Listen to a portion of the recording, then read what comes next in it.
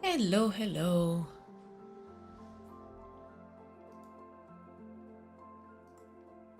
Okay. Hello, everybody. Hope you're all doing well. Just doing my usual round of checking if I have everything that I need opened. And I'm missing a couple of things, so just give me 1 sec.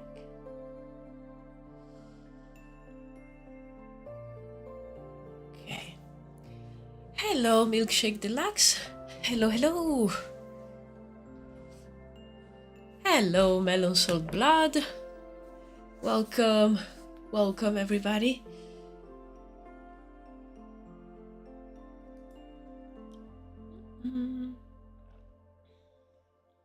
Soon my menhir run in France starts. Oh, nice.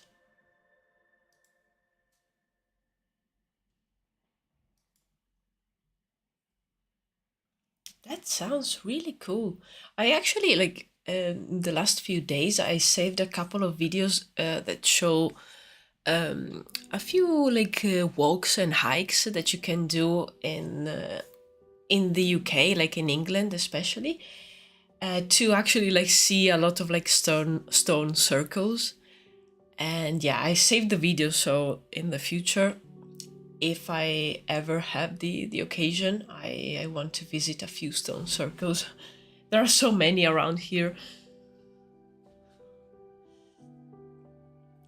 Okay, let me see. Here. Let's open Pinterest.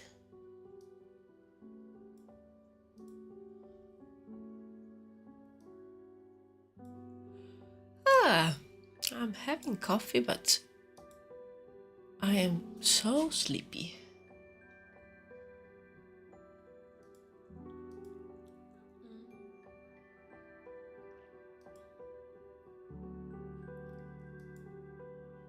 Hey, everything seems to be working a-okay.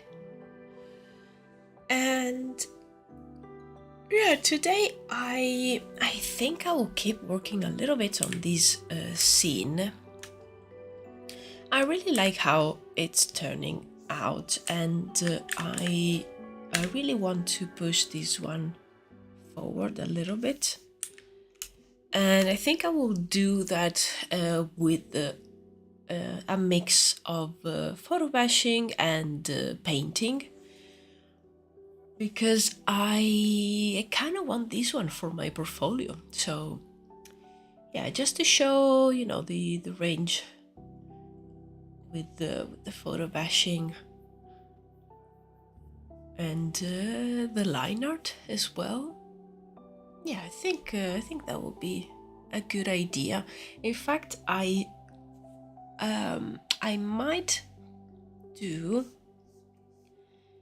in the background. I might do a couple more trees, maybe sketch a few more things, but I don't want to push it forward too much, because I will probably do so with the photo bashing and the painting after. So today, yeah, I think mainly I will basically prepare this image for then doing some bashing and some painting. I still don't know the color palette, so I think I will probably do a few quick color passes to decide on like the general colors and the light. So I have open on my other screen, I have a very good reference for these background trees, and I think I'm gonna turn the opacity down even further, maybe. Yeah, something like that. So I just want to indicate that we have other trees back there.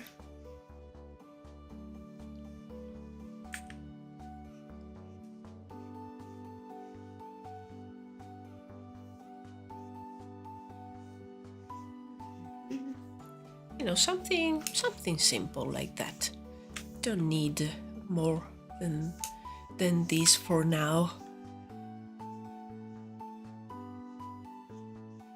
And I was actually like debating on starting something else today, but then I felt that it would have been a good idea to finish the week with working a bit more on this piece, and next week I will be doing something different. And yeah, I have a ton of things that I need to do, and a few also are for the video game that I am working on, which is being developed by my partner. And yeah, I have a few more concepts assigned that I need to do. So a few of those, maybe I will do them during the live stream. Especially there's a few more illustration ones that I think those would be really nice to do during the live stream. Others are more very design and concept focused, so I think I will probably need all my brain power for those. But the others I can usually squeeze them into a live stream. So yeah, just you know, to still work on concept art and illustrations, but having some variety doing the live streams, I think it's a good idea. I need more coffee. Also, thank you all so much for all the love on my latest video that came out yesterday. Yes, I am so happy that you guys liked it. I really like how it turned out. There's a few things that I need to improve, but I think the more videos I do, the better they are turning out. And yeah, so the next ones will be even better. But yeah, so far it's going really, really well.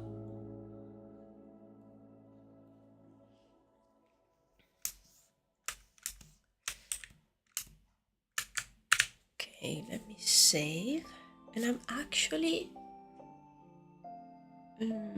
yes, I'm gonna do that right now. I'm gonna save a copy of this line art because I really want to keep it like that. I will probably need to add a few details on the ground though. Yeah, let me do that. Let me do right now.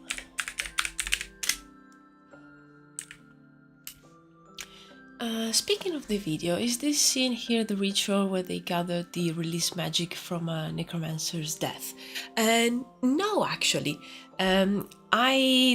Actually this image over here was supposed to be in the video, I was supposed to finish this concept for the video, but then I didn't. I just inserted this one towards the end, but yeah, in the end for the video I had other concepts and other things that I did. But this ritual over here is to call the soul of an old druid, someone from ages past that had a lot of knowledge about death, about necromancy, and they want to call this powerful druid back. And the stone, I have to be honest, I still have to decide if the stone maybe was something that grew in this place because the maybe it was a sacred place for that druid. It was something that was placed buy that druid. I still need to decide. I'm kind of inclined to imagine that maybe it could even be the place where that druid actually died, and maybe they released all their energy, and that energy like almost like crystallized and formed this stone. That could be a fun idea, or it could be like a peculiar stone that has been there for ages and it was just a sacred place for that druid. So they gather in this place to try and call their soul back. And they want to gather more and more knowledge about necromancy, so they will try to use necromancy and bring back souls of knowledgeable people to have them as teachers, and to learn more and more. So that's the idea. The fact about the necromancers like releasing their magic when they die, I haven't done a concept about that. I basically like ran out of time for the video, and when I described that part, I've put another concept, like another sketch that I did, but yeah, it's not illustrated yet, let's say. That is very eerie. Yes, it is. Surely hope this plan doesn't backfire on them.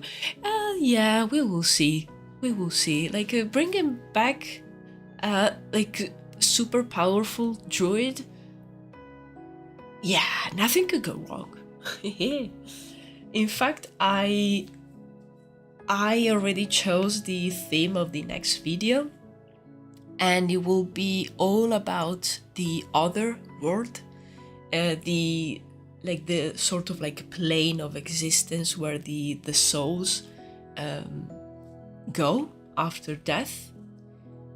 And yeah, it will be like a very, very thick thick video with tons of lore, because I think it ties the last video about the necromancers and the one before about magic, because there's a few things about magic that I didn't explain in the video, because I wanted to keep it like sort of a secret for a few more videos. But this time I will explain a few more things, and yeah, it's turning into a very eerie, very, yeah, almost like a bit dark. But yeah, I don't mind it. I like it.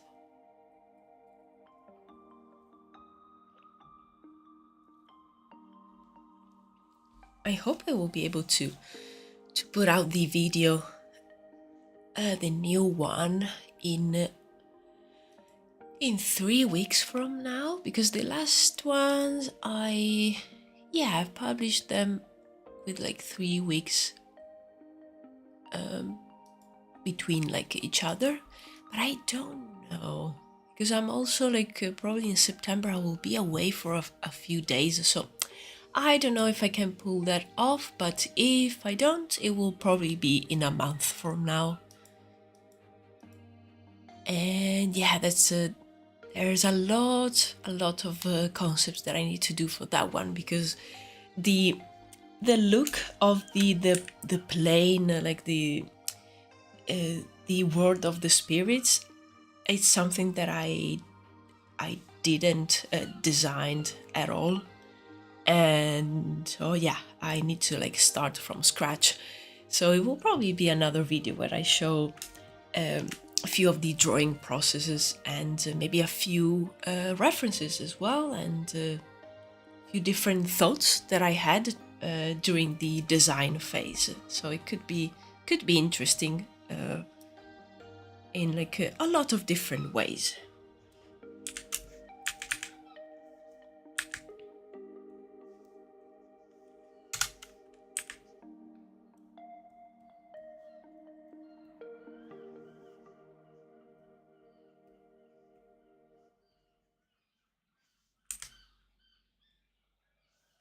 And here I'm just going to put down a few brush strokes here and there just to indicate that there is a ground. They're not like floating somewhere.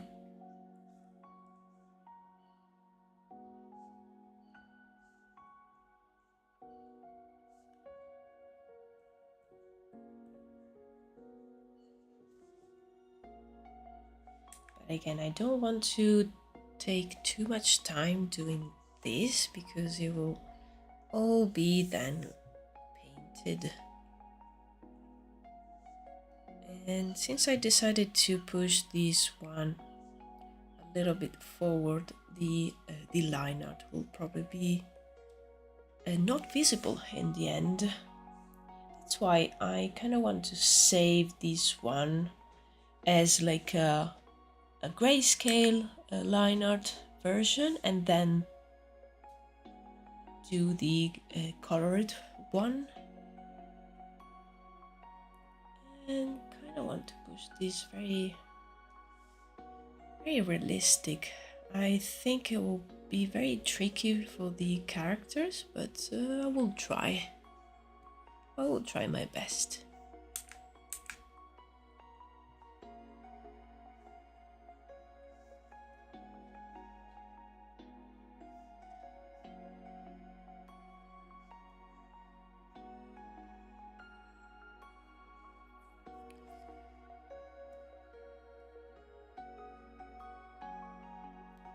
Okay, something like this should be sufficient for now. I'm gonna save it. So then next step will be doing those very quick color like color, how can we call those, like color palettes experiments and see what works and what doesn't. Okay, save, and let's save here as well.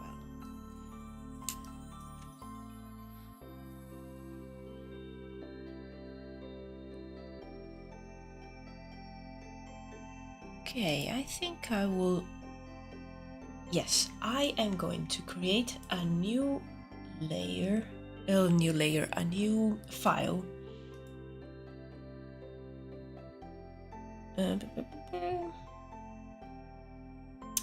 This one, yeah, I think it's this one here. Because this file over here is already quite big. And I think this is the file where I will push forward the illustration, and I will need this to be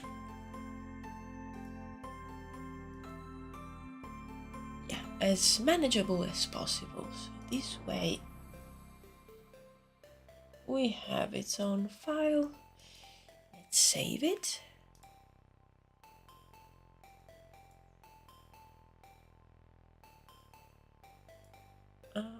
Yeah, here, Necromancers. Let's call this one like a ritual scene, since this file will contain only this one. Amazing. Yes, okay, don't get angry with me, Photoshop. Okay. Nice. I just want to check how much this file weighs. It shouldn't be too much. Okay. Well, still not super lightweight, but no issues there.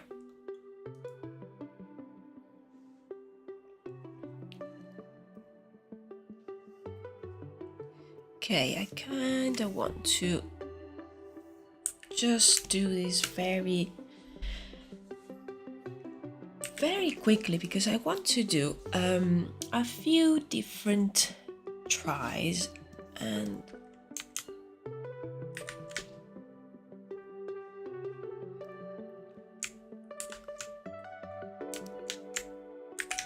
there you go. And I want to see this scene in different lights and with slightly different colors, let's say. So I'll probably do something like this.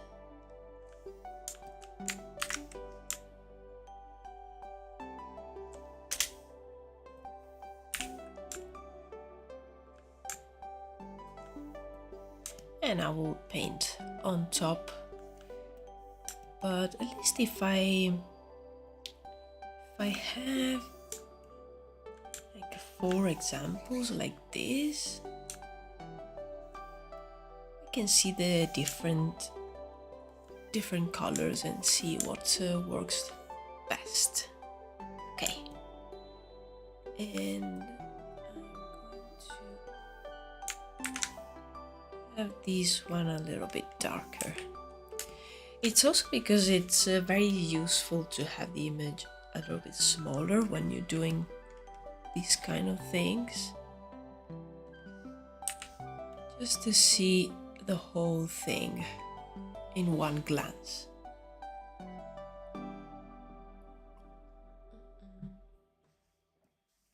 Now I just need to decide the colors. So one thing that I was thinking, I'm just gonna use, yeah, like a blue like this. Kind of like the idea of maybe like a moonlight coming from this side of the image. That was one idea.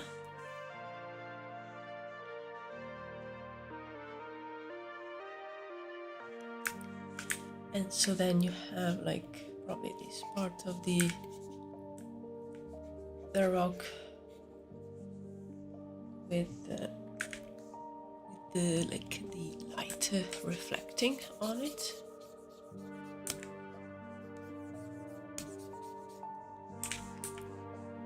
Here it comes, the light magic. Yes, well, I hope I will be able to like pull this through.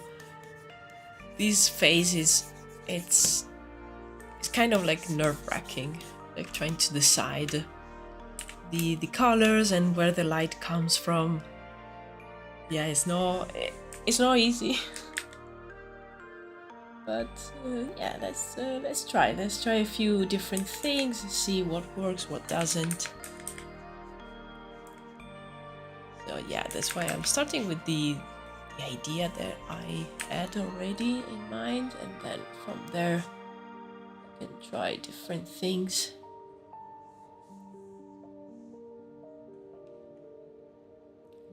It's not easy, proceeds to do it easy and looks cool already. Damn. No! I hate you people who can draw so good. No! Don't hate me. Well, in my like eyes, it's nowhere near good. It's like, this could like really make the piece like turn bad if I maybe like make wrong decisions, or if I decide on like a light or like a few colors that are quite difficult to pull off, and then I get stuck and I abandon the piece, because that's usually what happens. Like, okay, too difficult, let's abandon the ship.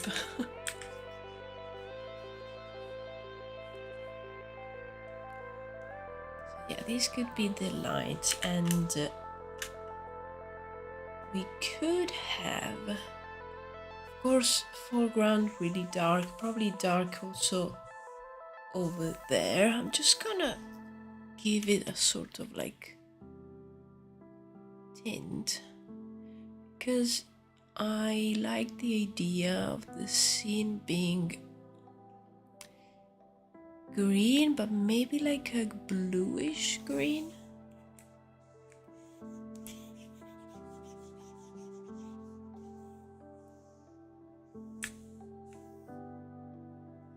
Maybe even more blue.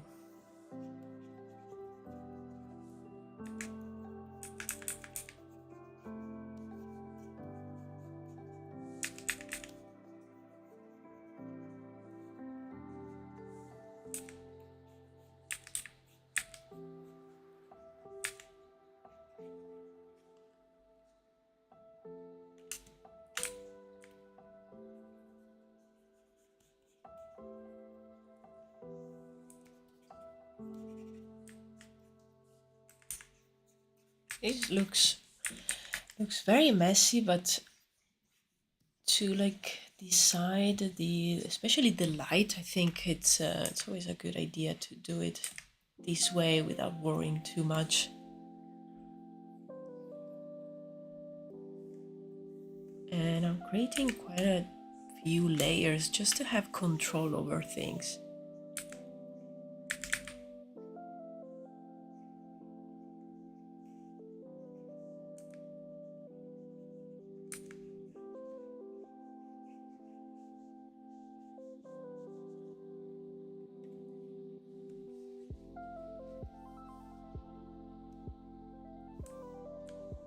We will probably have these. Maybe there's some light in the background too, but not too much. I still want the strongest light to be here on the foreground and on the stone.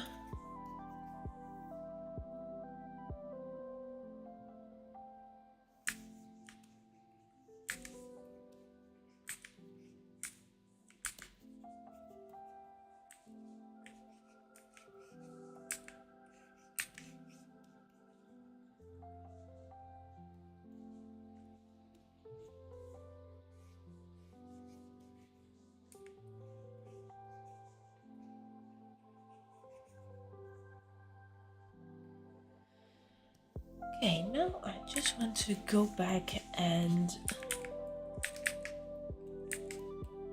just like almost like sculpt the light a little bit, not too much, just to make it more clear.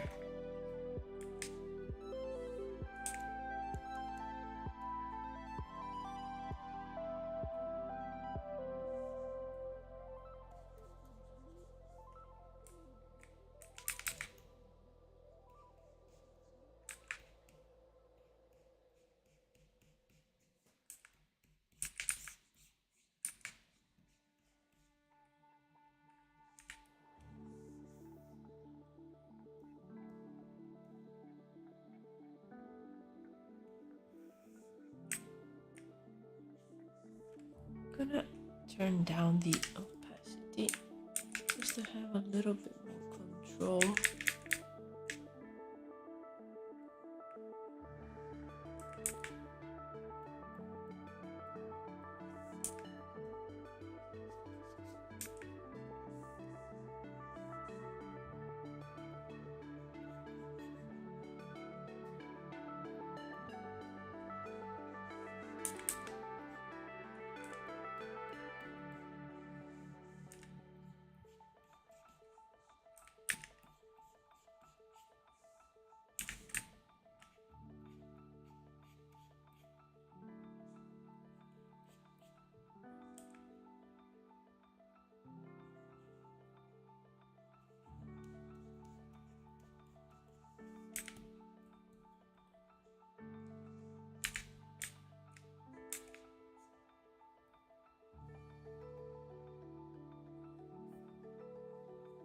Hello, Miggy. Hello.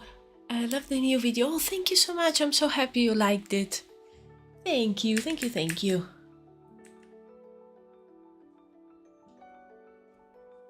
Yeah, I'm so happy of how it's going, the new video. I can see that people really liked it, and it attracted a lot of attention. Like for me, that's a lot. So I'm very happy.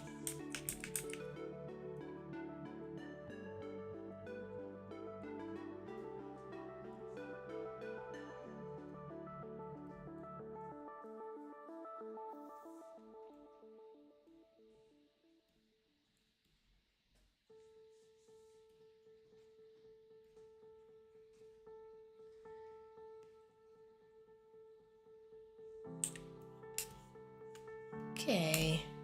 Sorry if I zoom out so much, but that really helps. But yeah, this was the kind of the light situation that I was imagining for this scene. But now I will try a few different things. Also, I want to try because this color scheme is of course like all kind of green, but I would like to try something different too. And I think I will try another one, concentrating on just the colors,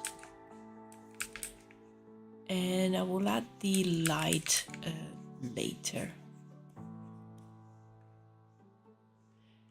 Seems your subscriber keep growing. Congrats. Thank you so much, Miki.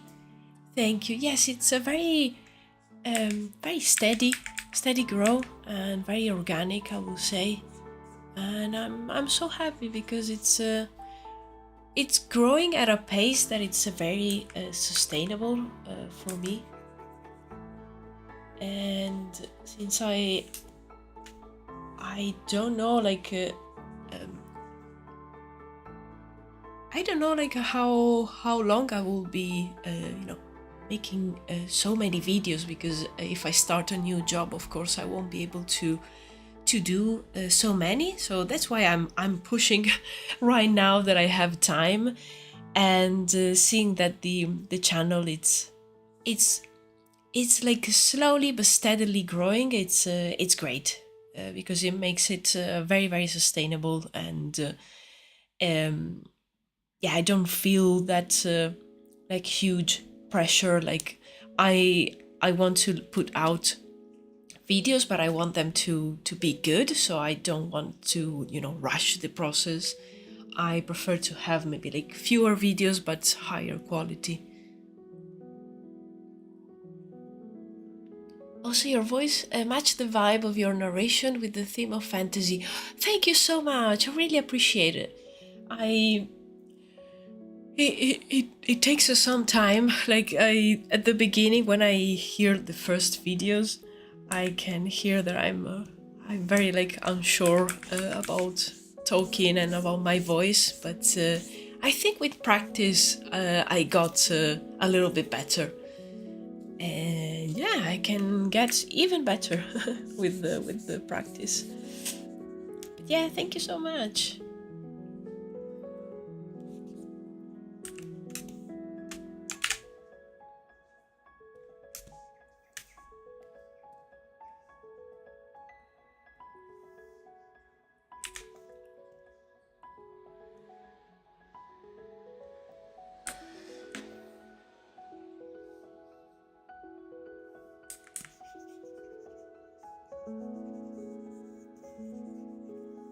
Okay, on this one I will try a color scheme that's a little bit different.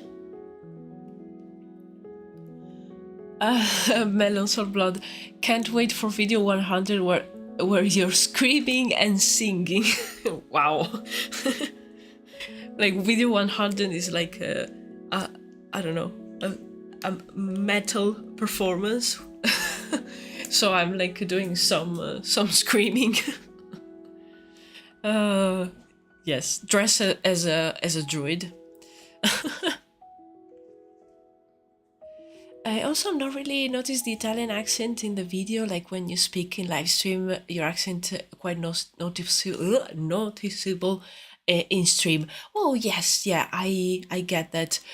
Probably because when I do the voiceovers, you know, I do them like several times, and I can read from a script, so I've like, you know, had the time to kind of rehearse.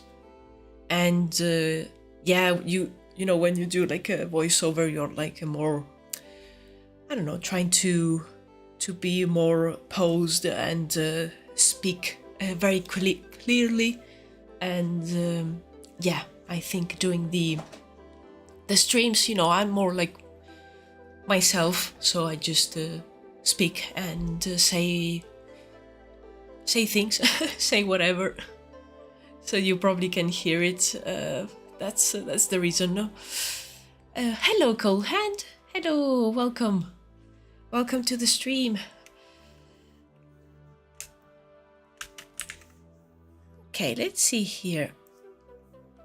Trying like a mix of maybe like some warmer colors. These color palette, maybe some colder ones. So maybe some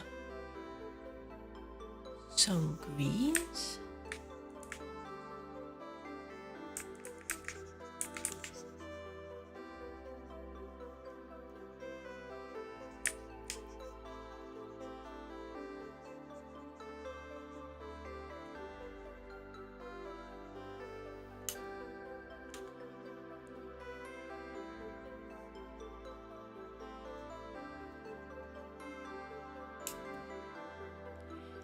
What are you working on today? Still the ritual scene. Yes, I kind of finished the line art. Oh, here is a bit low quality. Let me show you.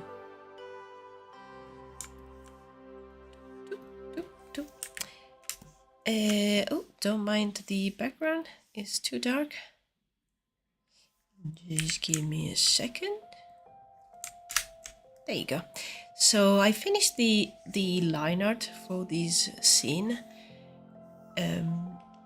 Well, finished. I decided to like stop at this point because I would really like to push the image forward and do some photo bashing and some digital painting, just to do like a full, almost like a key art piece.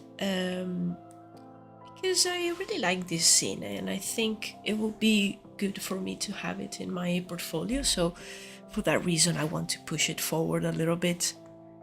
And yeah, right now I am trying to decide on a color scheme and like a lightning situation of the scene. And I'm doing so with a very, very messy, very sketchy brushstrokes, just to put down some ideas, and let's see what comes out.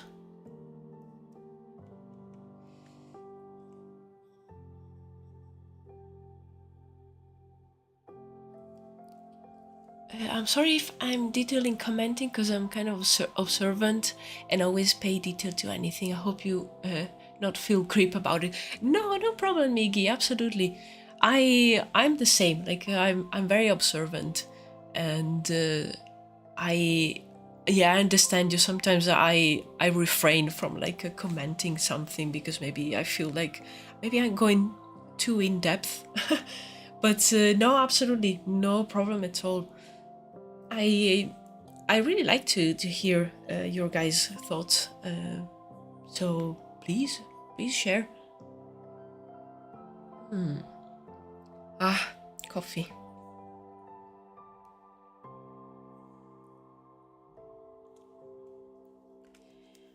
Okay, so let's try.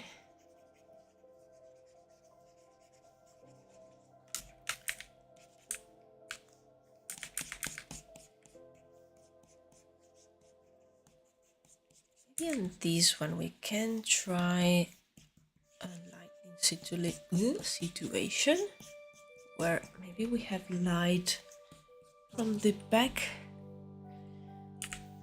of the forest.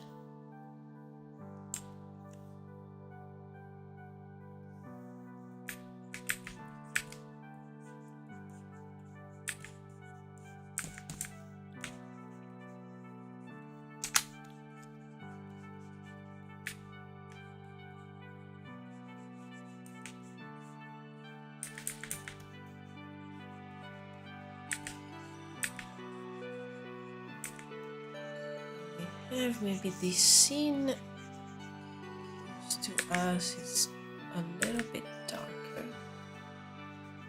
The back is lighter, and in this case, probably maybe the stone will be a dark color too. Maybe some sort of like blue.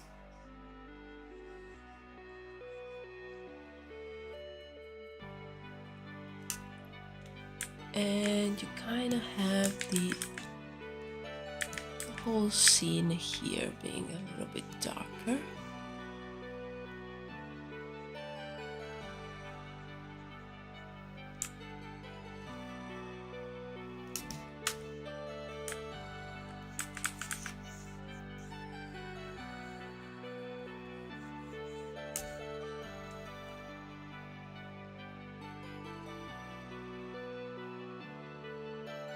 Trying to see. Ooh. Whoa, that's very eerie. Okay.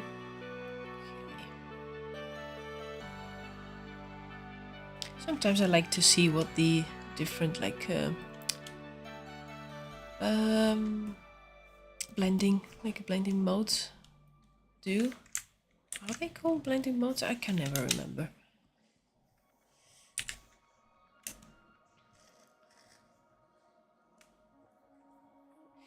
By the way, I need to ask about Italian culture again. Can I? Absolutely, Miggy.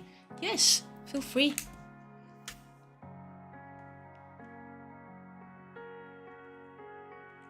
I'm just gonna try something here really quickly. No, I didn't ask this. Okay.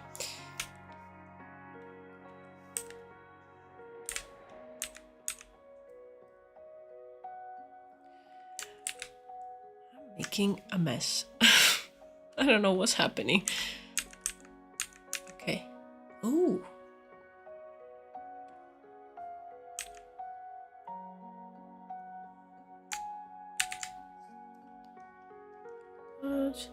Dodge. Okay. Ooh, okay.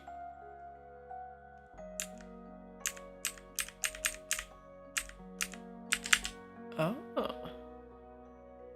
Nice. This one. Okay. Just gonna try something really quickly. Just bear with me. Don't mind me while I do my stuff. Oh, explosions of emotes. Oh, the brightness or brightness. You will let me know if I'm pronouncing that correctly. Thank you for following. Thank you so much and welcome.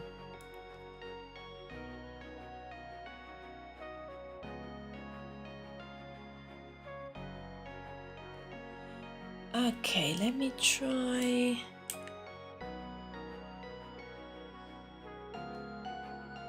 Do something really quickly.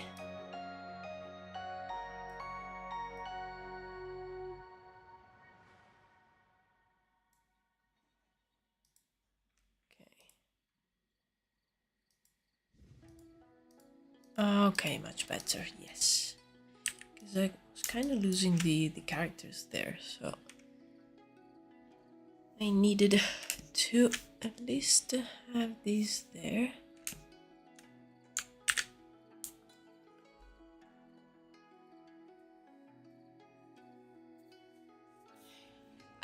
Okay, so Brinis, it's Brinis, I'm pronouncing that correctly. Pronunciation is correct. Brinis, oh yes, Brinis. Oh, fantastic! Thank you for letting me know, Brinis, and yeah, welcome again.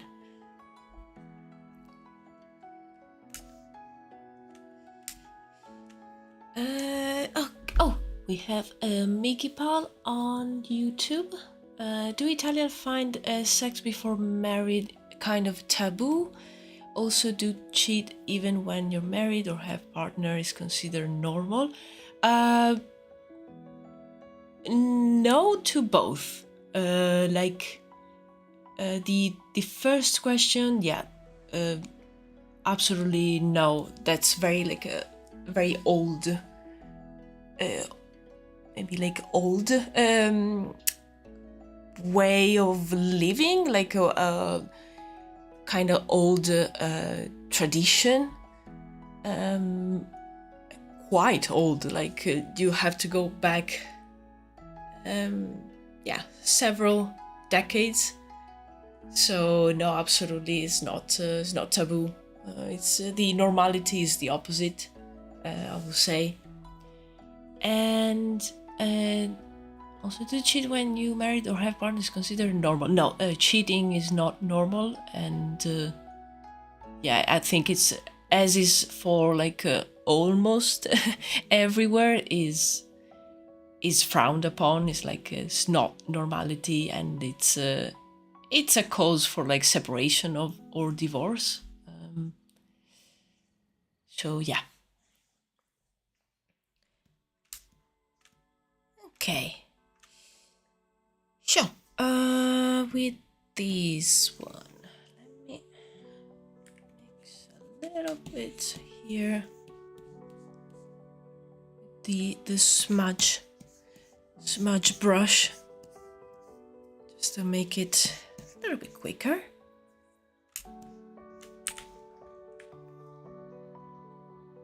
And I think I'll keep using this brush.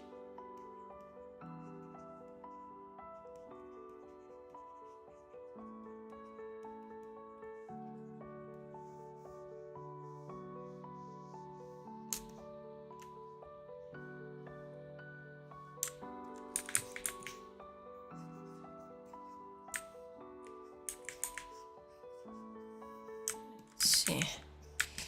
I want this part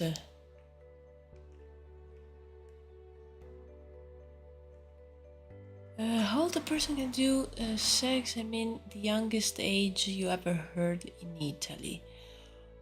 Well, I think as for like everywhere, you will hear like cases that leave you like speechless. But is 14 considered old enough? Yes, if it's with the like someone of their same age, I will say that that's on the very younger side. Probably like the like the average, I will say it's a little bit higher, probably around 16. But there are cases where people like experience that when they're younger, but I will say like average is more like 16, I will say.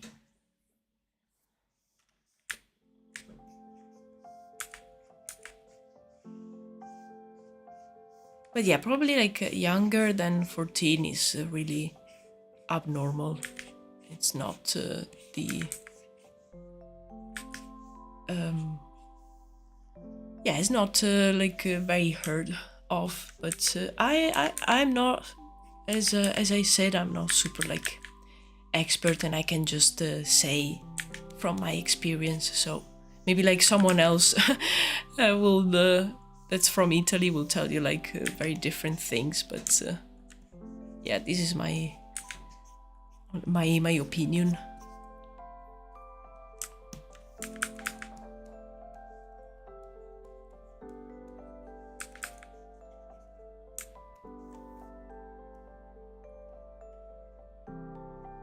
Okay, I think this one could be effective as well, like having the foreground darker. Maybe like here in this circle we also have a few kind of like strange colors, let's say.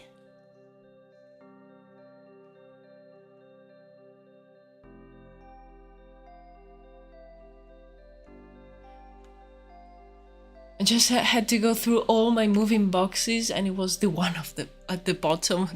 Why is it always like that? Why do I have so many books? Cold Hand.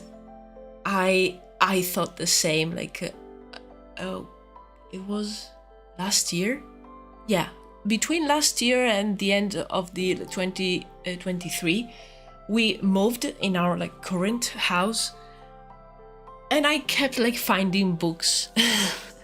I had books everywhere, and I didn't want to put like all the books in just like like a few boxes full of only books, because the weight was like so much.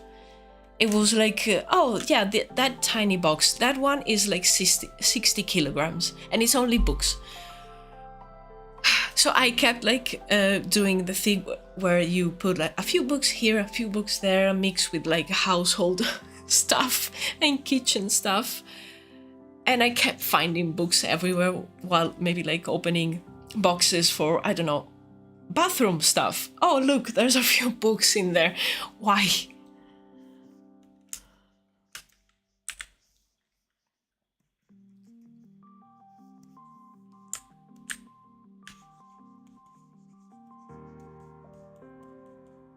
And I don't like, I used to buy a lot. Like when I used to live with my parents, like we had a lot of space in their house. So, and now I was reading so much. Now I don't read that much. I kind of want to go back to do that, but oh well. But yeah, I still like buy a ton of maybe like art books, and those are heavy. But yeah, don't buy that many, because I don't have a lot of space. But still, there are so many. When you have to like move, or just maybe like you're reorganizing the bookshelves, it's like towers of books. I could build another house just with the books.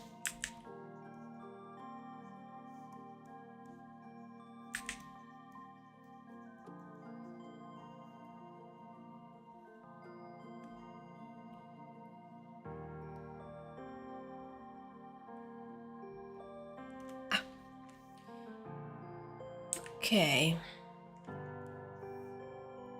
I want to maybe do something like this.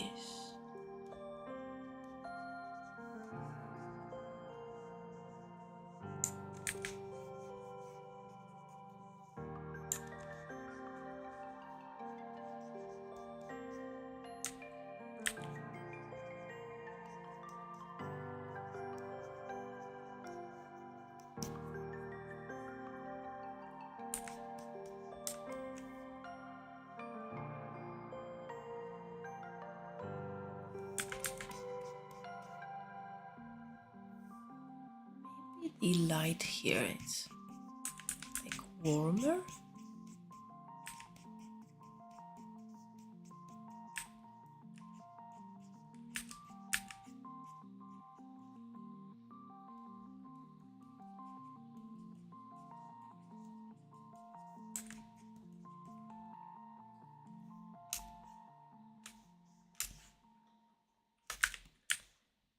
Oops.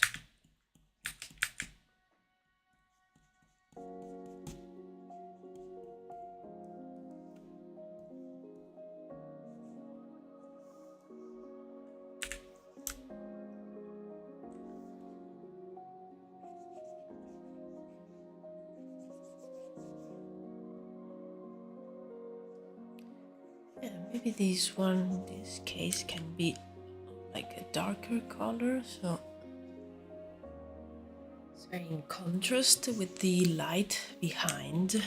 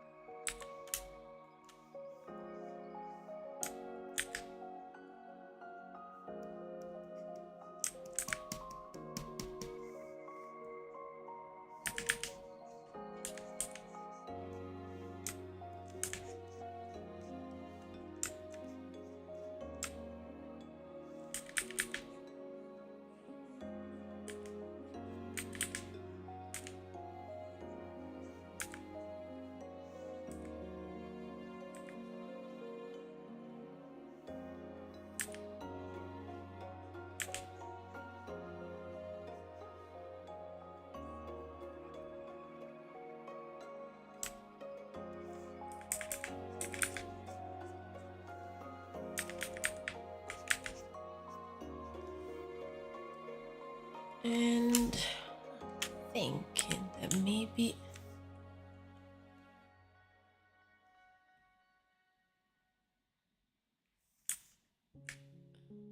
Since it's like very dark, maybe we can play with like some parts of the ritual stone here. Can maybe like light up.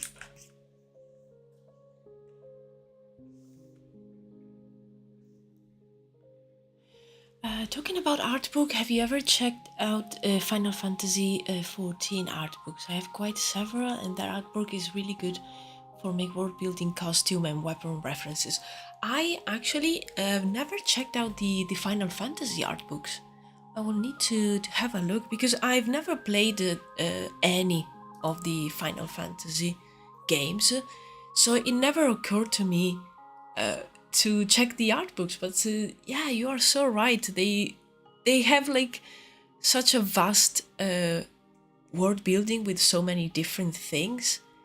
So I'm gonna write that down here because I need to check. Absolutely. Art book. Art book. Aha.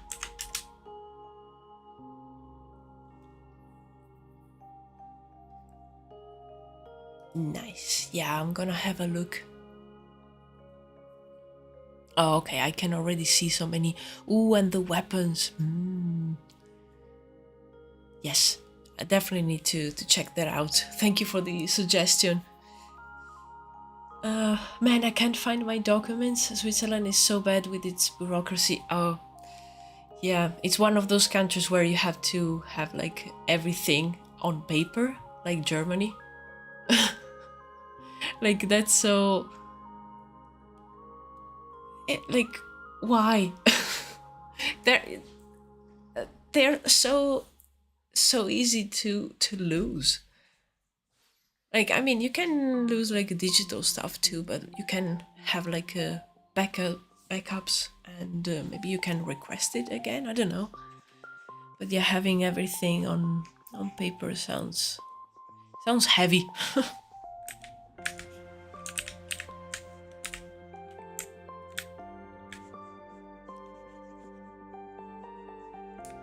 I am now so used to the UK, where like a lot of things are digital and online. So yeah, if I ever, I don't know, move and I have to deal with papers, I don't know what I will do. It will be very like, I don't know, abrupt change.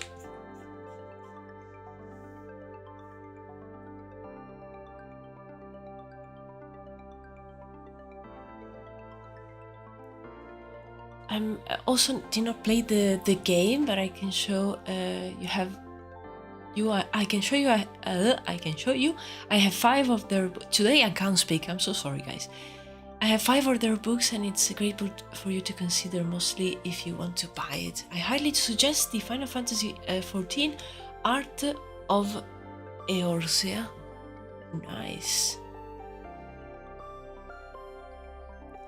That you can consider to buy the rest of art book if you're interested. It's because the books is quite expensive. I don't know what's happening to my mouth, guys. I don't know. I can't speak today. But thank you so much, Miki.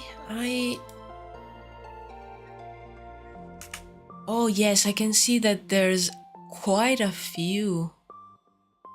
I didn't realize. I thought it was, you know, like for other games where they do just the one, but yeah, there's a few. Okay, I'm gonna check the art.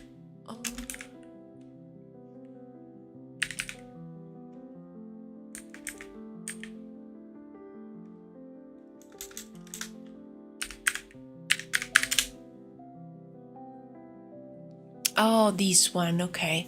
Oh, love the cover.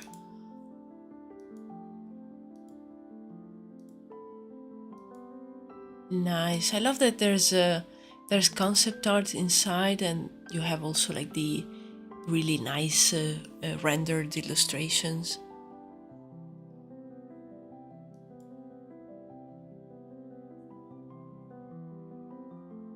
Oh, okay, yes. Yeah, it is on the expensive side for like an art book. You can see it's like around £50. Oh, they have one second hand at 19 though. That's interesting. Excellent condition. Ooh.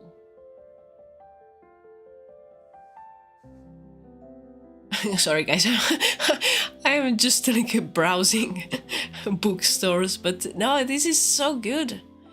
Like they have all the front, like all the character sheets with the front, the back, the side, all the details, the prop designs.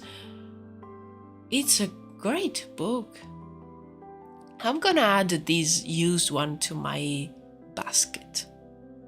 Just, just to have it there. Because yeah, new is quite expensive, but that second-hand one could be an idea.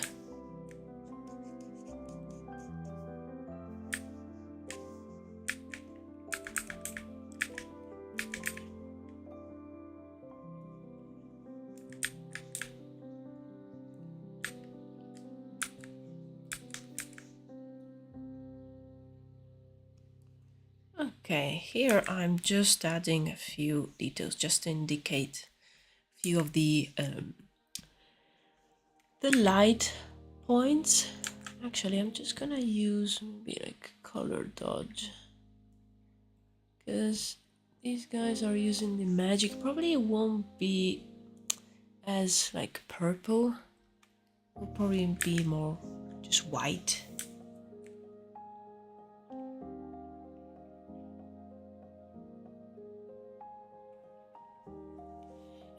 I've also made my own world building fantasy one before I consider make the recent project of my webtoon for practice to make my future fantasy story. Oh, nice.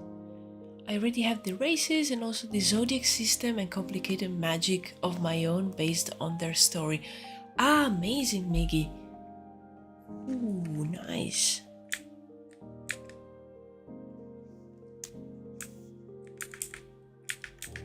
Nice, nice.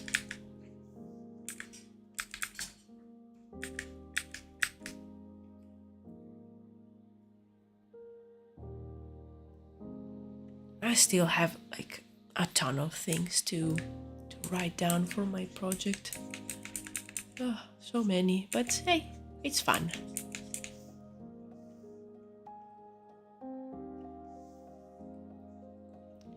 I really recommend you to check the videos in your spare time. I will. You have them in your YouTube channel.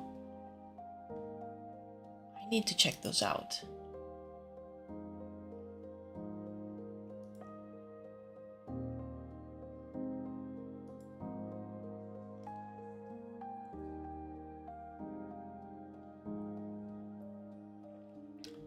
Can send link in YouTube chat. Yes, please do. Please do, thank you.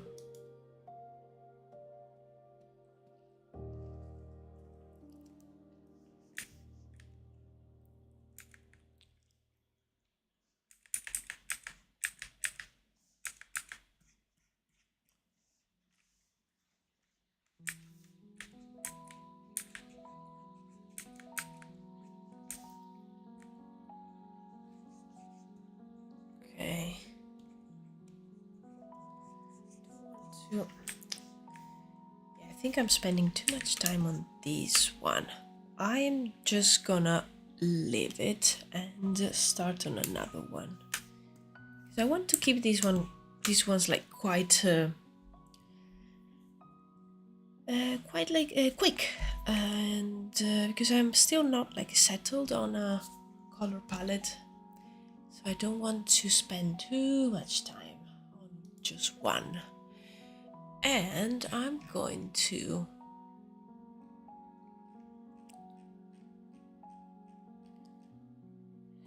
a look. Actually, I'm just gonna pop up the Pinterest page here.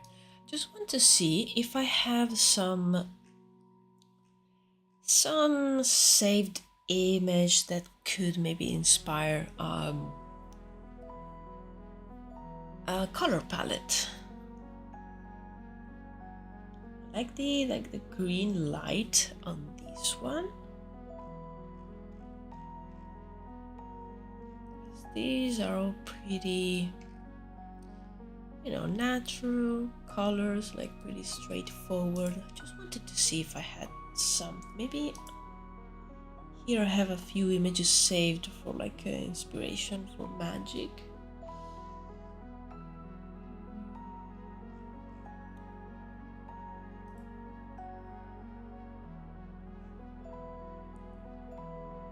Do I maybe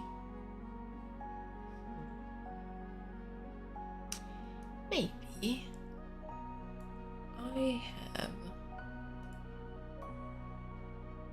something else on another board.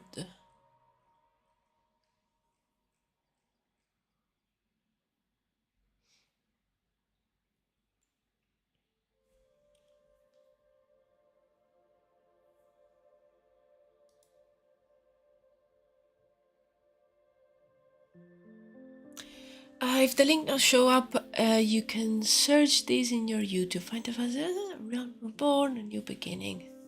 Oh, okay. Yes, I think probably like, maybe it's because like people are not, like links are not allowed in the chat. Maybe that's why it's not showing up.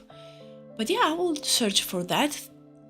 That's just for reference about this story. You can check all the videos by yourself. Oh, okay. Yes, I will. Yeah, I don't know anything about the Final Fantasy. I've never played the games, and I don't think I know about the story. So it will be, yeah, it will be interesting to know. Like my partner now is checking out the lore of Warhammer. And it's so like all over the top and all over the place, but it's very interesting, and there's a ton of videos of like people explaining the lore, so that's always great to hear more ideas. Cold Hand update. Now I am at war with my printer. What's happening? No. Oh.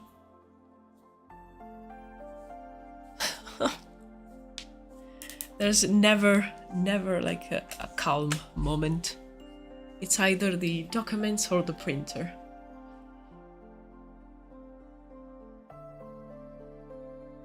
They're clearly allied against you.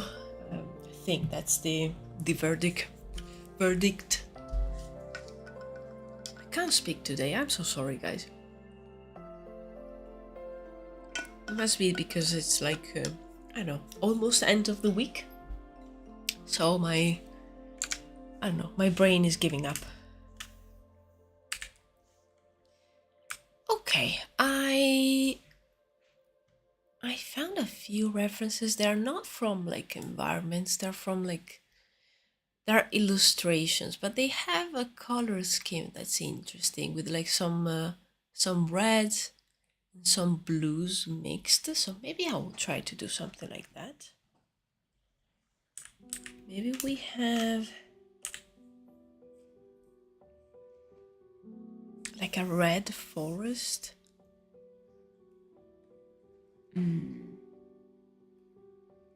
And dude, why are printers like this? I don't know. Like every time either you like, if you use it every day or if you use it like once every few months, no matter, like they won't work. They don't want to do what they're supposed to. Like, they're so bad. I don't know why. Like they build them for frustration.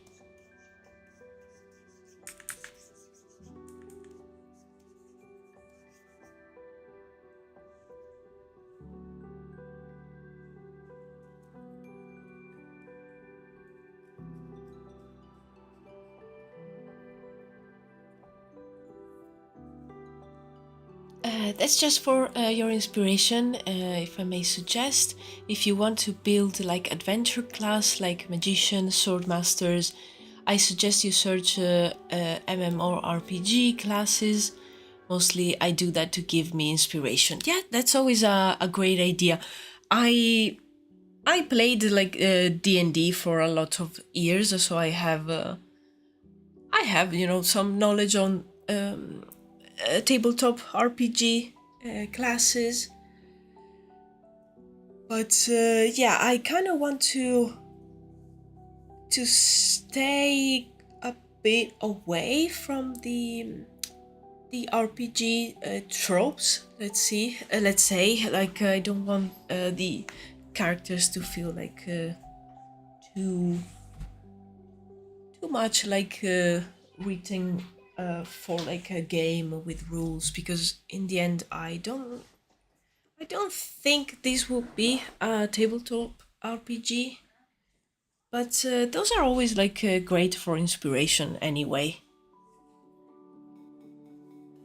It's just that I have let's say I have like a love-hate relationship with the TTRPGs, and I I don't play a lot of like MMOs, RPGs online. They're very similar. Like all the classes are very similar. But yeah, those are great for like general inspiration and like even designs sometimes.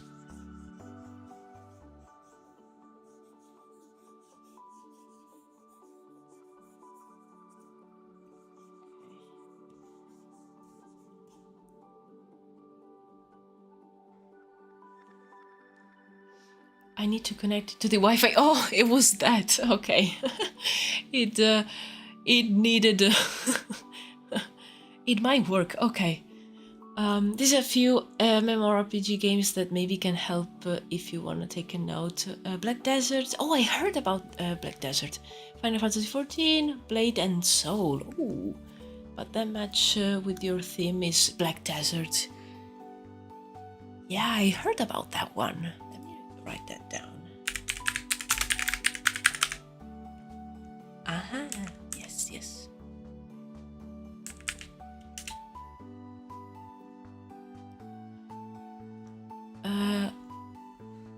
Oh, hello, Delete Lime. Love TTRPG, but they can be confusing. Yes, and I actually like after many years of playing, I've played only D&D. I I kind of understood that I don't like the role playing aspects.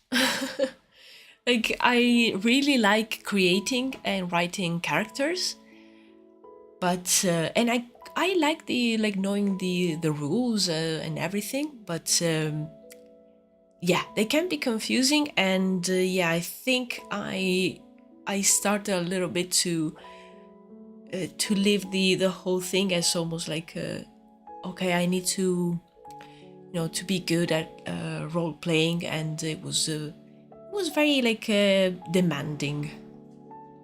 So that's why I have like a love-hate relationship. Like I can play video games because I'm not like doing a ton of role playing. Like I just taking decisions of like, oh, going this way, doing that instead of that other thing. But like actual TTRPGs, I think they're a bit too much for me. Oh, let's go! It worked. Yes, I'm so happy, Cold Hand. You won. You won against the evil printers. It probably like it was connected to the Wi-Fi. It didn't want to work anyway. That's usually the case with mine. Like it's connected. I can see it's connected. I can see the printer in the like the devices list on my PC, but it won't print anyway.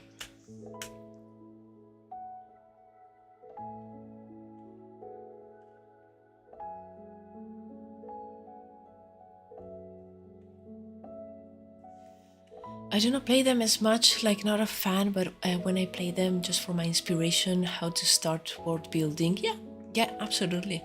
But I warn you, many MMORPG take inspiration from Final Fantasy, so better you not stick with it. Yes, absolutely. Yeah, for world building, I mainly take inspiration, I would say, from literature. So mostly like fantasy books that I've read, and also like non-fantasy.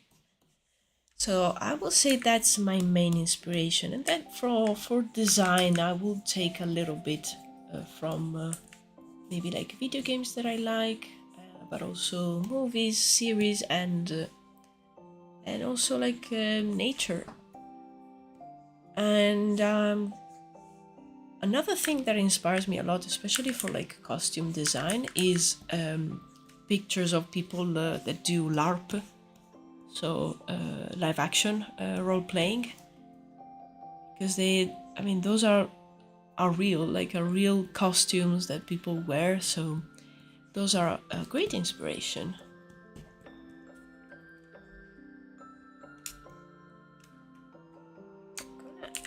Change the shade of this orange a little bit.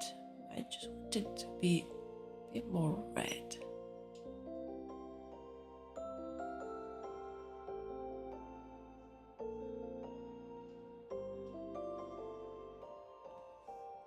Yeah, something like this.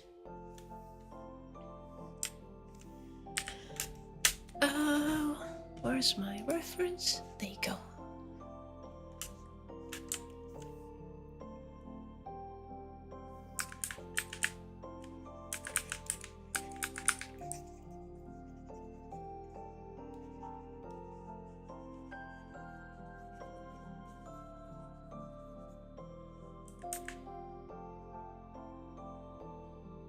Lord of the Rings, Harry Potter, but if you ever heard of a novel called Eragon, this book is so great. Oh yes, I've read Eragon when it came out. Oh, it was so good. And yeah, Lord of the Rings, of course, but there's a few that I'm taking inspiration, and there's some there are more like actual fantasy, some are more even like dark fantasy, like Joe Abercrombie.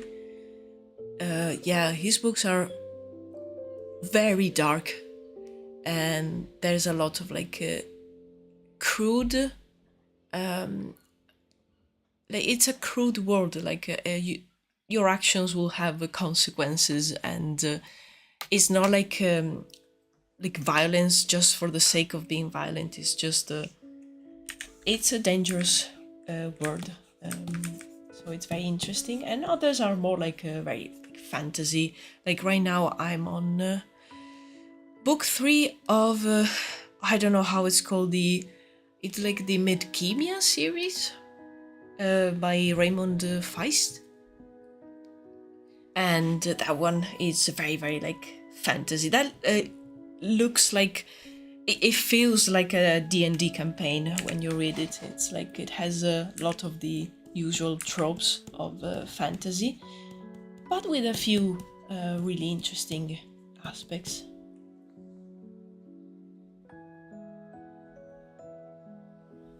I moved, so I had to connect it to a new Wi-Fi. Oh, that's the reason. Yeah. And not many people read Aragon trilogy, but the story is so great, and how the author described the world, so amazing.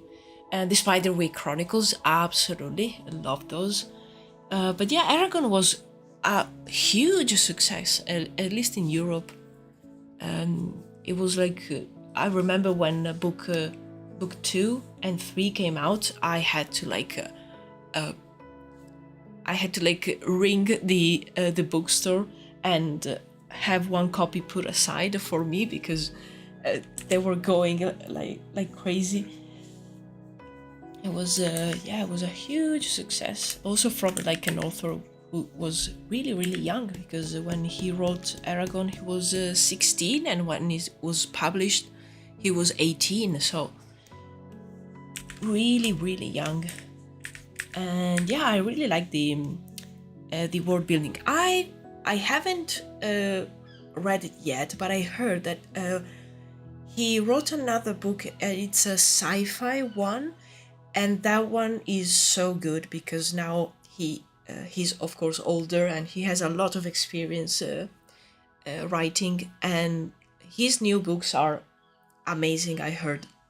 So I definitely want to check those out. I believe he might be working on another fantasy series now. I'm not too sure. I heard about his sci-fi books.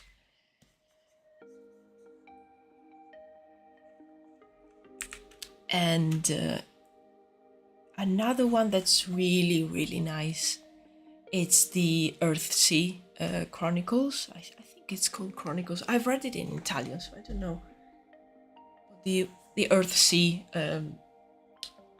books by Ursula Le Guin, who is like one of the basically the major authors in fantasy. So that's highly recommended.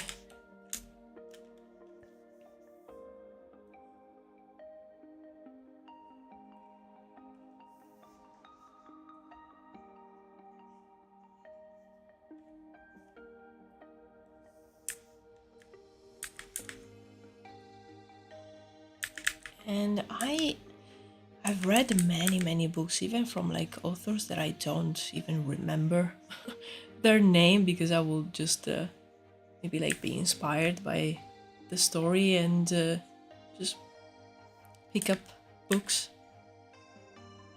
But yeah, I've read so many fantasy ones. There was another dark fantasy. I can't remember the title, but that was really good. I should read it again because there's a few things that I don't remember. But that was a dark fantasy. Yeah, it was really dark themes.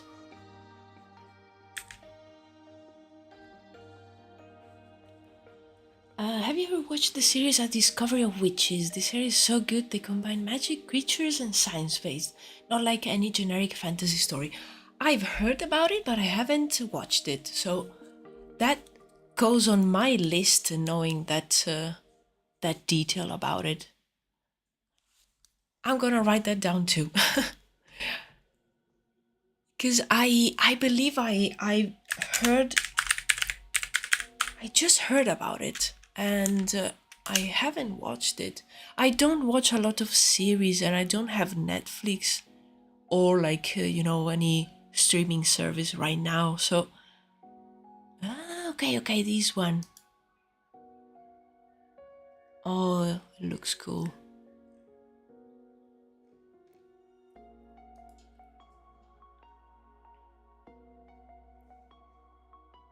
Nice. Okay, noted.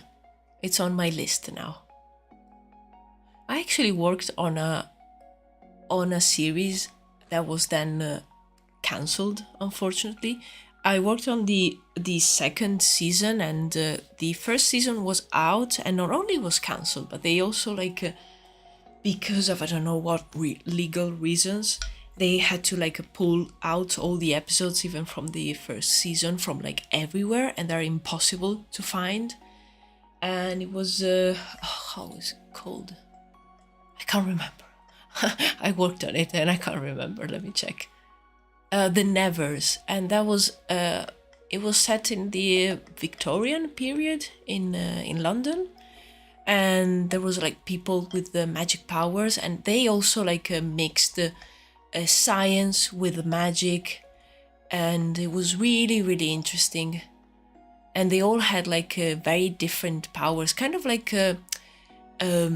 X-Men kind of vibes, where each one of them had some sort of mutation, and they had really strange and different powers, and they will gather together, because they of course will be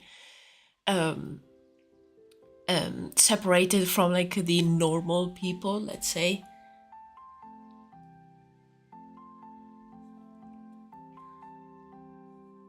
I am a huge fan of magical fantasy stories. Same. But for the sake of training my way of drawing, I have to go out from my comfort zone and decide to make stories about real life drama and romance. Yeah, that's always like a very hard thing to go out of your comfort zone. I'm gonna be honest, like this project is my comfort zone, but that's also because like professionally I never I've never done any like fantasy thing. I it's more common that you end up doing like more either sci-fi or like a contemporary concepts. So like, you know, in my free time I like to spend it doing fantasy fantasy stuff. So fantasy magic genre, I have researched for around 15 years about it. Yeah, absolutely.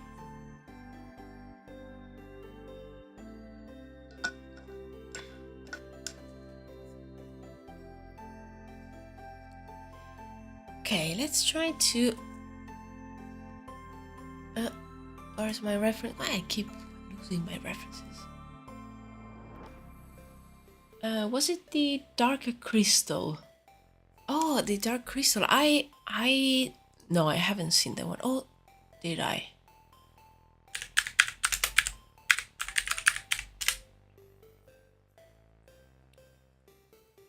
Oh yes, yes, yes. I've seen the movie. They did like a series. Maybe. I've seen the original movie, the one from like the 80s of the Dark Crystal.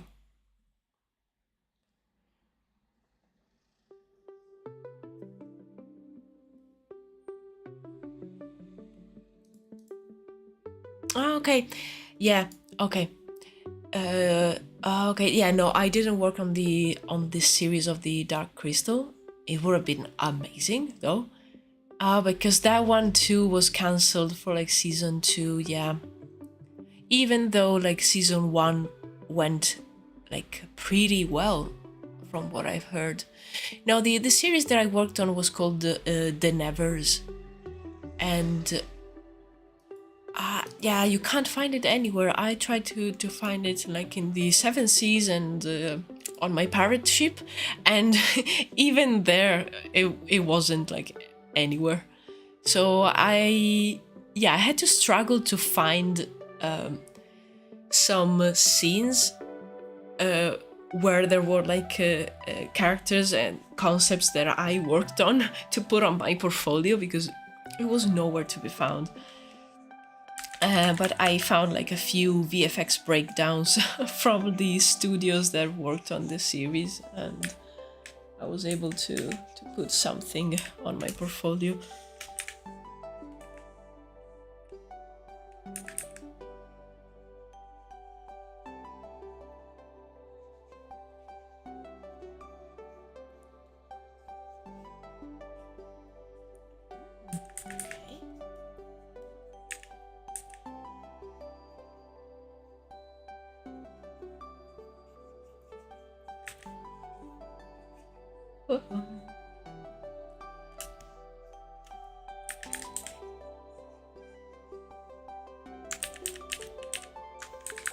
Maybe this one needs a bit more saturation.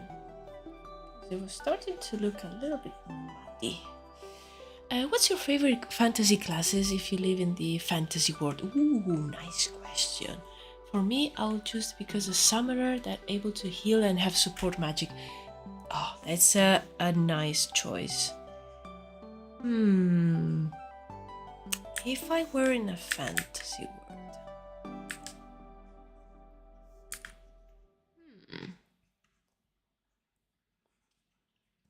As much as I like, I will love and like I imagine myself like oh, I could be like a nice I don't know, kind of like a warrior, but who knows also some magic and does like cool things. The reality is that I will probably be some kind of like a mage, and I will end up uh, just I don't know, working in a magic school, doing like research about magic, because I like reading, and I like knowing more things. Or maybe like studying magical creatures or something like that. So I would probably be like a sort of a Newt Scamander of like a fantasy setting. So yeah, and I would imagine myself doing like, you know, very epic battles and like warrior stuff. But in the end, yeah, I'm not an epic warrior. I will probably be like with my books. Oh, and drawing, like drawing the magical creatures and writing books about them. Yes, that's the reality. But in my mind, I will be like a really epic warrior, winning battles left and right.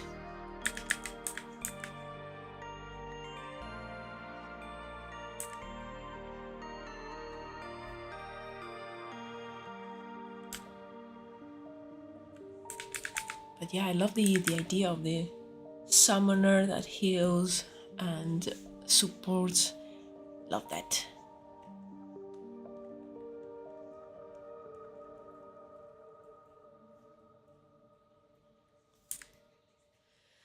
Is this one the Dark Crystal Age of Resistance? Oh, that's the name of the series.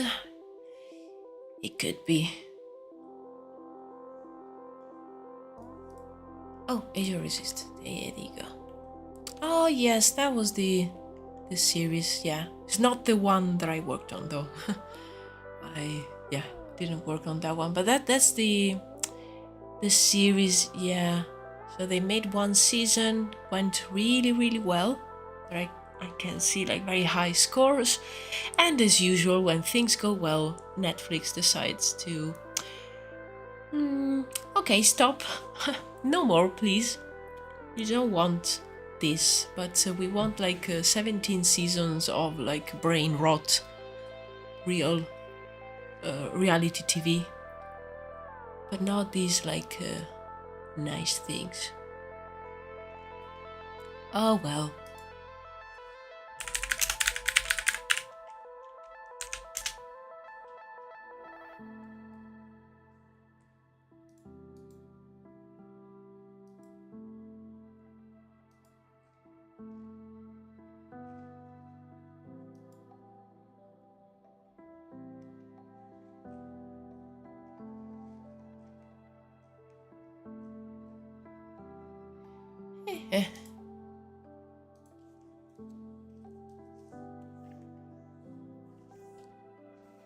Okay, let's see here.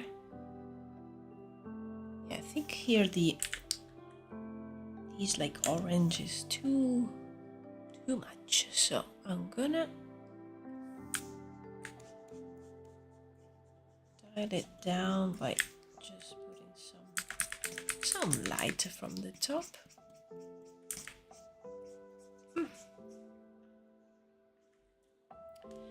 Can you write in chat the one you're working on, the title? I really want to know about the Dark Crystal you're working on. I'm not working on the Dark Crystal. Like Dark Crystal is like a movie from the 80s, and yeah, a series that was unfortunately cancelled. The one that I worked on back in 2021 is called the Nevers. I'm gonna pop it in chat. It's called the Nevers, and oh, I wrote it with my other account, sorry. And I'm gonna pop the link to maybe like the wiki page or something.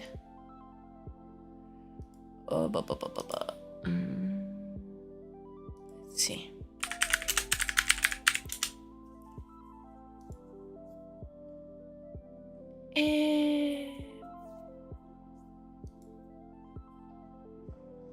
Maybe I will put the IMDb page.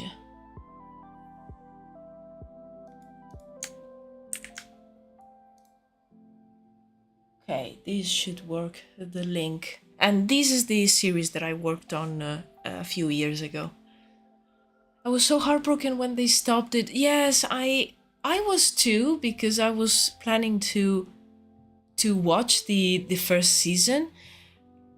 But I don't know, like the fact that they canceled it, there's always that sensation where like what's the point, or even like watching the first season if maybe like it ends on a cliffhanger or something like that, and I will never know how it ends.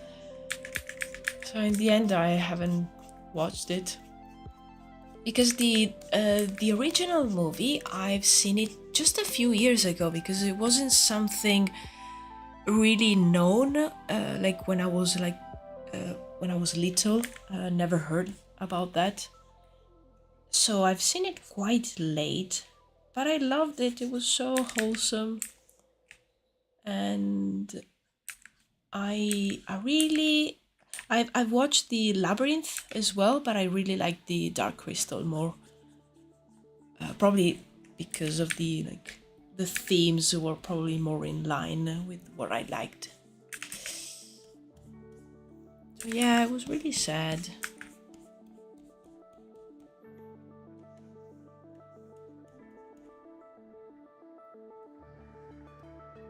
They always do that, like I don't know. It's not nice, because I invest time and money into watching a series, and then you cancel it, and I will never know how it will go on, because then sometimes they even retain the rights, so the authors cannot go to like another provider and do the series, like the season with them. Not always, but sometimes.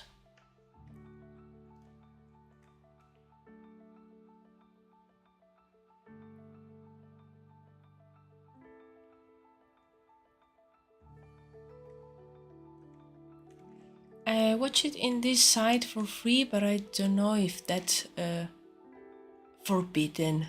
Maybe it can useful for you. Oh, okay. So you have a website. I've tried to find this the series, the Nevers, but I can't find it anywhere. Oh my god, I was behind. Am I up to date now? You should be, Cold Hand. I was wondering why it took so long. Probably I was buffering or something like that. I cannot send the link, so I write it like that. Okay, yes. Oh, wow, my cat is trying to open the door with all her strength. Wow. Sorry, I'll just let her in.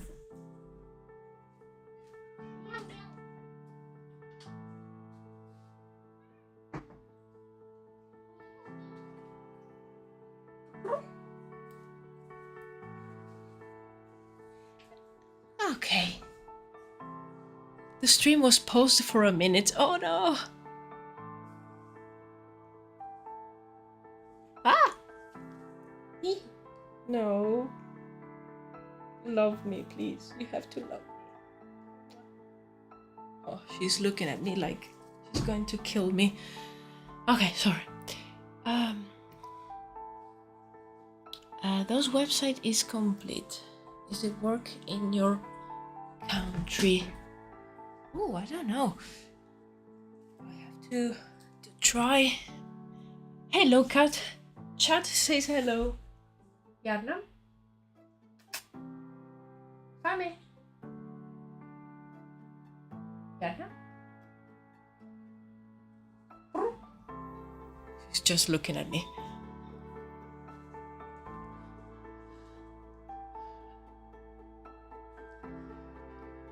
Okay, let me write that down, Miki.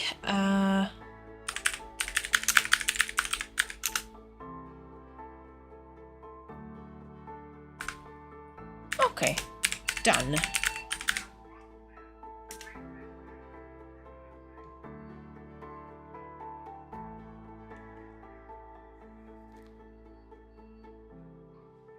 Okay, there's a vehicle token outside of my window. I don't know what's happening. Okay, I don't think this works here, unfortunately. But yeah, thanks for trying anyway.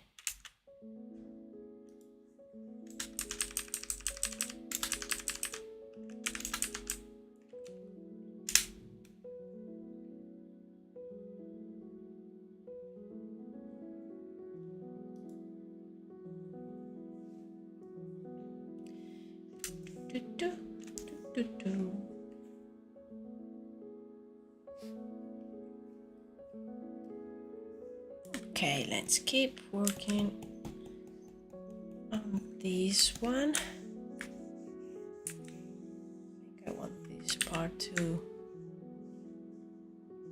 Oh, hello. Thank you for following. Ansi Chris. You will let me know if I'm pronouncing that correctly or not. Probably not. But thank you for following. I know I can't delete my chat. Sorry. Oh, no worries, Miki. I don't think anything will happen. Don't worry.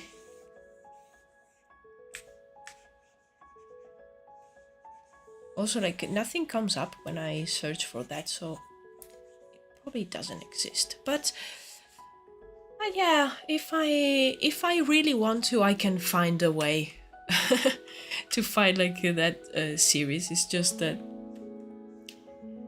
yeah, lately in the last few years, I had like not much interest in watching series on like Netflix or Prime. I don't know why. Sometimes I get bored, and I usually prefer to watch YouTube because at least maybe I can watch some videos where I learn how to do something. So yeah.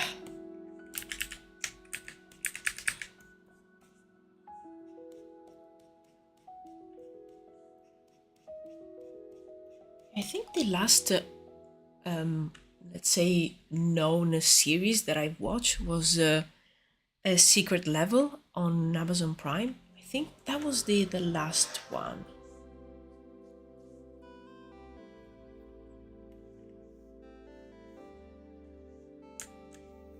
And yeah, that was really nice, really interesting. Also, I know a few people that worked on a couple of episodes, so I really wanted to check their work out.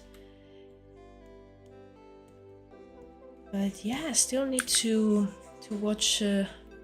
I want to see Arcane, the second season. I've seen the first one, so I want to check that out. I will probably do like a month or two of subscription this winter, and I will catch up on a few a few series and a few things. And then I kind of... Okay, so I have I have an issue, and the issue is that I really want to see how is it called, K-pop Demon Hunters, but I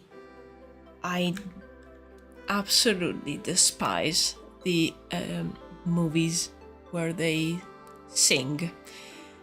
So I hope I will be able to watch it anyway and just get through, because the animations look really interesting.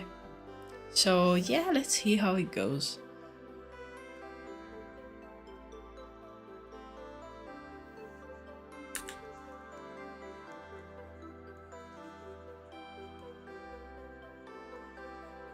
Just thinking, oh yeah, there was the Blue-Eyed Samurai. That was really nice, I've heard.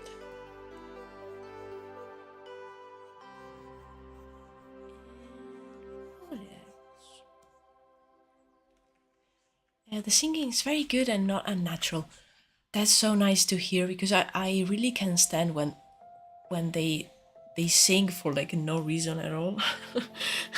So Yeah, I'm sure I will get used to it. But yeah, that was a thought that it was very clear, like it was obvious that there was going to be some singing. I mean, it's called the K-pop Demon Hunters, and I don't know why I didn't realize it until like a few days ago. But yeah, I still want to check it out. Oh, another question. What kind of magical pet you want to have if you live in fantasy world? Oh, ooh, another nice question. For me, I really want to have the four benevolence beasts from Chinese mythology. Ooh. Oh, nice. Let me check those out, because I know nothing about those.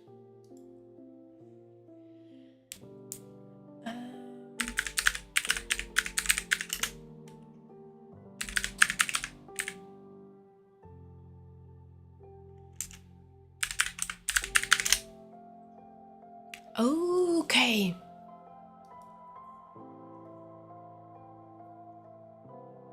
Oh, nice.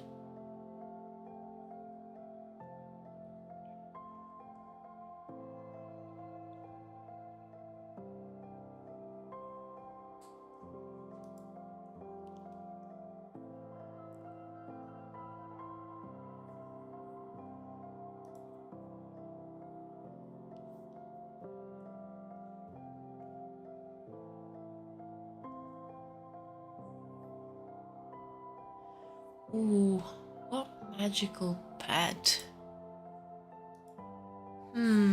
I'll have to think about it.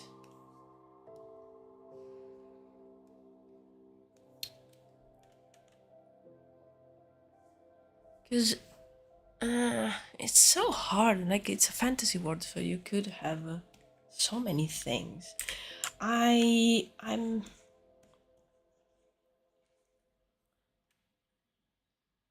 Yeah, and I have to like choose, knowing that maybe in that world I'm a sort of like a magician. So maybe, because I was thinking, oh, maybe something that flies, but that would be like me in the real world. I would like that, but if I already have like a means of transportation because I'm a mage, probably something that can defend me. But there's maybe like something that can defend me, but it's still like very soft and cuddly. So, ooh, I was thinking maybe like a griffin. Oh, it can fly, but it also like it's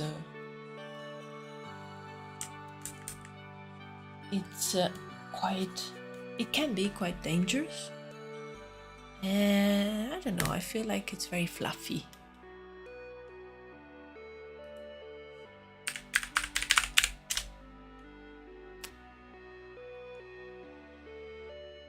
Yeah. Okay. I choose a griffin.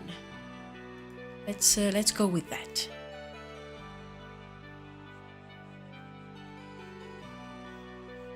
It's so difficult though. Like, you could say anything, and it's like, oh, no, what did I choose?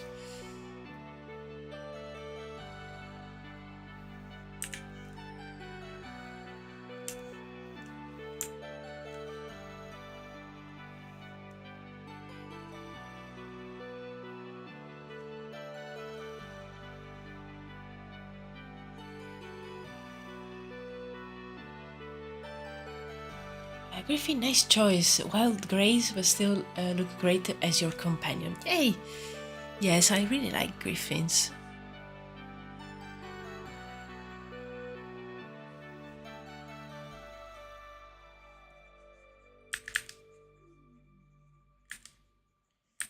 Okay, I'm just gonna give the Necromancers here a very basic dark color. Then maybe add some lighter parts, like the skin.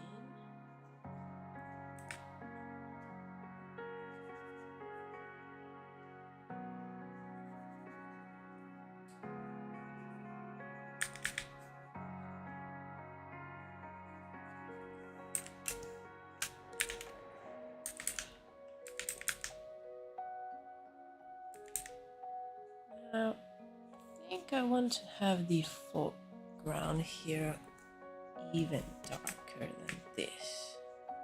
So let me just... This is very, very crude and messy, but for what we need right now, I think it does the job all right. Okay.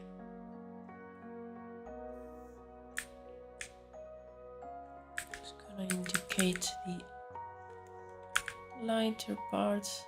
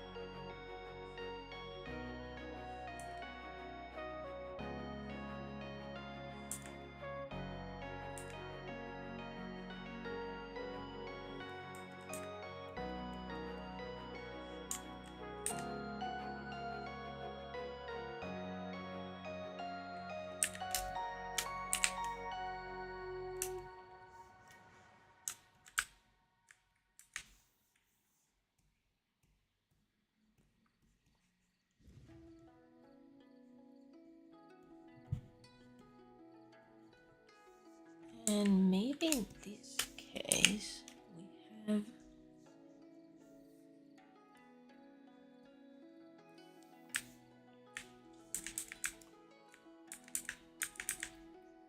maybe the stone is kind of like lighting up from the bottom up. So the top will be darker, maybe even darker than this.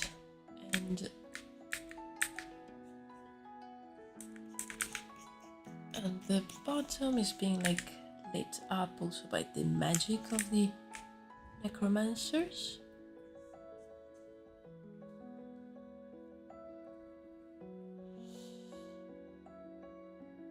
Oh, goodbye, Colhan. Thank you for stopping by. And yeah, have a good day. Have a good weekend as well, like Friday and weekend. And yeah, I'll see you around. Cheers. Hello, Barbatos. Hello, welcome. Welcome to the stream. Okay, let's see here.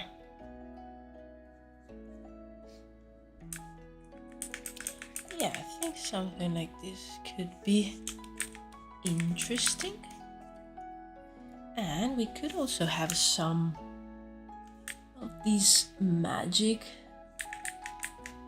like since these two are kind of like charging the stone, maybe there's some magic going from them to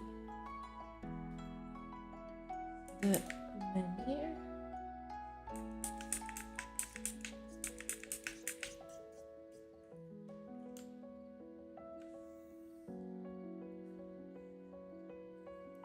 Thank you, I'm listening you while I draw too. Oh, amazing, amazing. Happy to be your drawing buddy today.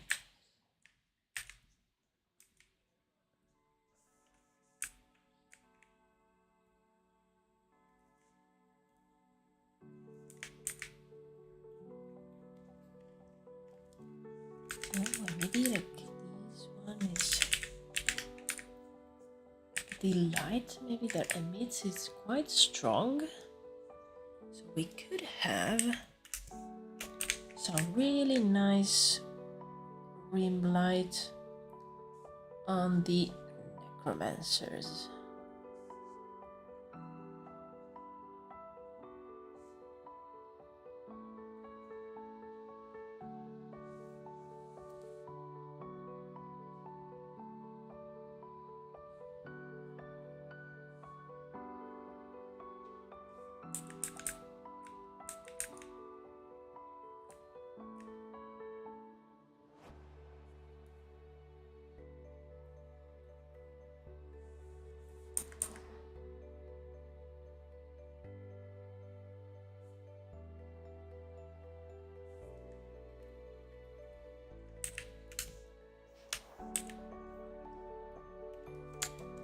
think I'm gonna play a little bit with the colors that I have there in the background because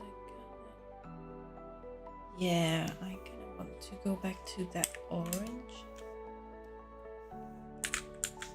And here.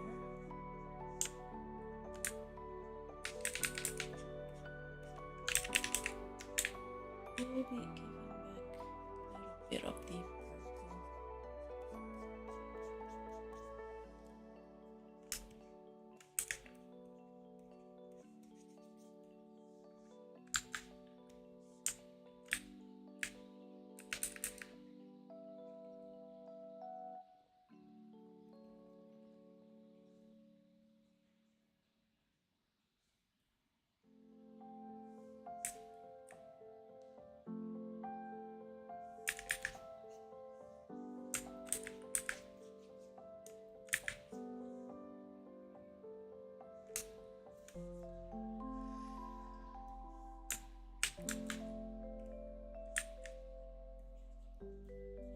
Something like this. It's very exaggerated, very strong, but it's just to give the effect.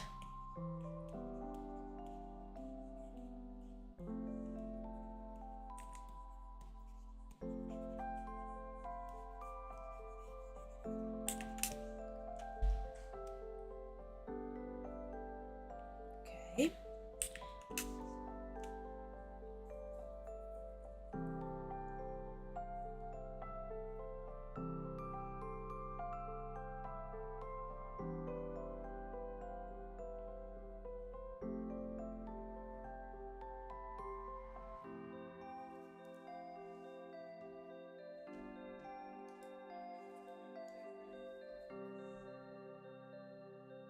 Just looking at the the three like tries that I did, trying to think about maybe like another combination of colors. I saw a nice reference before that had a very strange otherworldly light.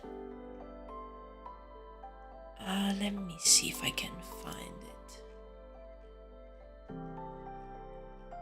Oh, excuse me. Oh. Yeah, my coffee is long gone. Where do I have that reference?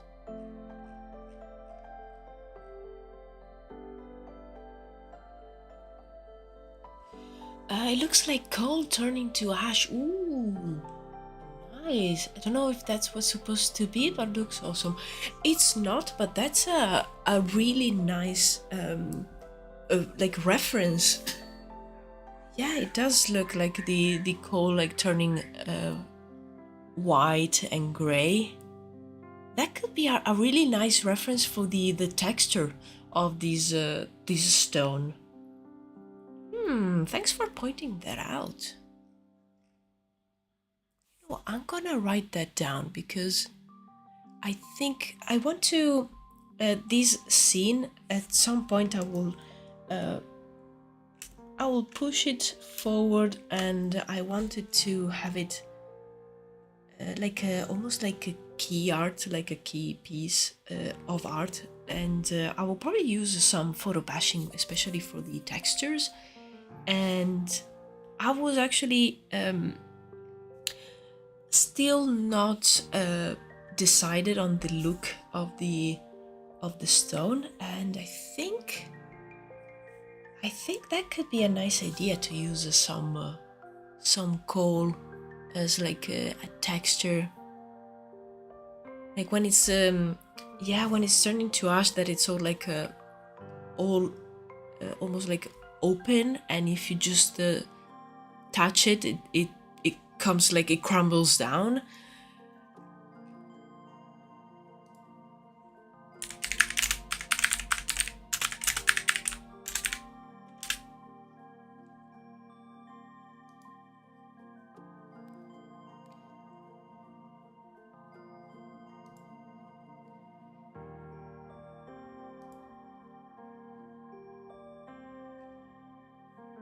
nice. Always write down these the ideas and the suggestions that you guys have, because they're always so useful. The stone is giving me Monolith from 2001 Space Odyssey vibes. Ooh, let me check that out, because yes, I haven't seen that movie yet.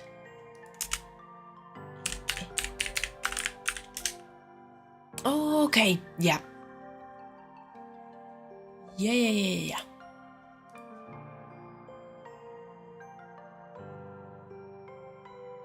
Yeah, that's the kind of like a feeling, like something that's really out of place, and it has even like a strange material that's very different from the surrounding area, and it's just like placed there, and it's a place where like a very strong magic is concentrated, let's say.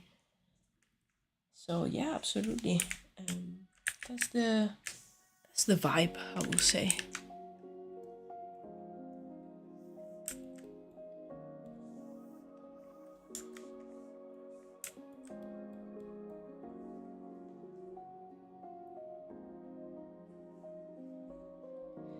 I think my cat was here, and she was demanding food, but I think she gave up and she just started to sleep instead. Okay, you should watch it. Fantastic sci-fi movie. It's been like on my list, on my to-watch list forever, and I haven't watched it yet. I should. I absolutely should. Probably like I can watch it while I'm maybe sketching something on my iPad. I think that will be a good idea, because lately I get really bored when I watch TV series and movies. So if I'm doing like also something else, I think it will help. But yeah, definitely, I need to watch it. Yeah, something like otherworldly, out of place thing. Exactly. Yeah, that's the vibe here. Oh yes, I was searching for the reference that I can't. Oh, maybe I found it.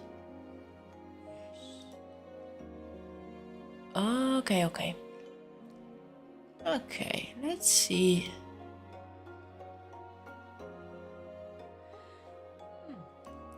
Because this reference is mainly like blues and grays.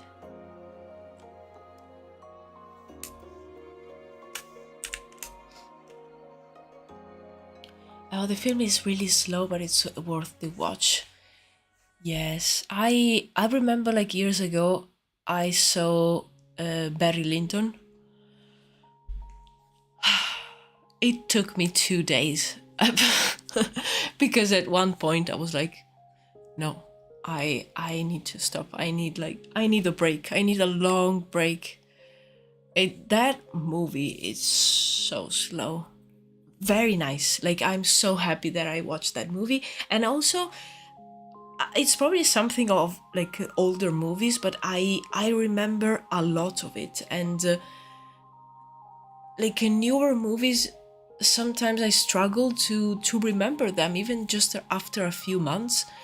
And older ones, I don't know, and they stay with me longer. The scenes, and I don't know, probably also because there's not like a detail everywhere. It's very like all the scenes are very they have a purpose, so you will remember the important things. It has amazing cinematography, colors. Yes, yeah, it does. I know, that's why it's on my list, and it has been there waiting for me to watch it. Yeah, I definitely need to. I could also like put it up while I'm working here, because I work on a Cintiq that's on an arm, so it's pretty like vertical, and I could have the movie on my other screen, which is just behind. So I could be like sketching, even do studies of the movie. That could be nice while I'm watching it. Yeah, that's a nice idea. I think I will do that.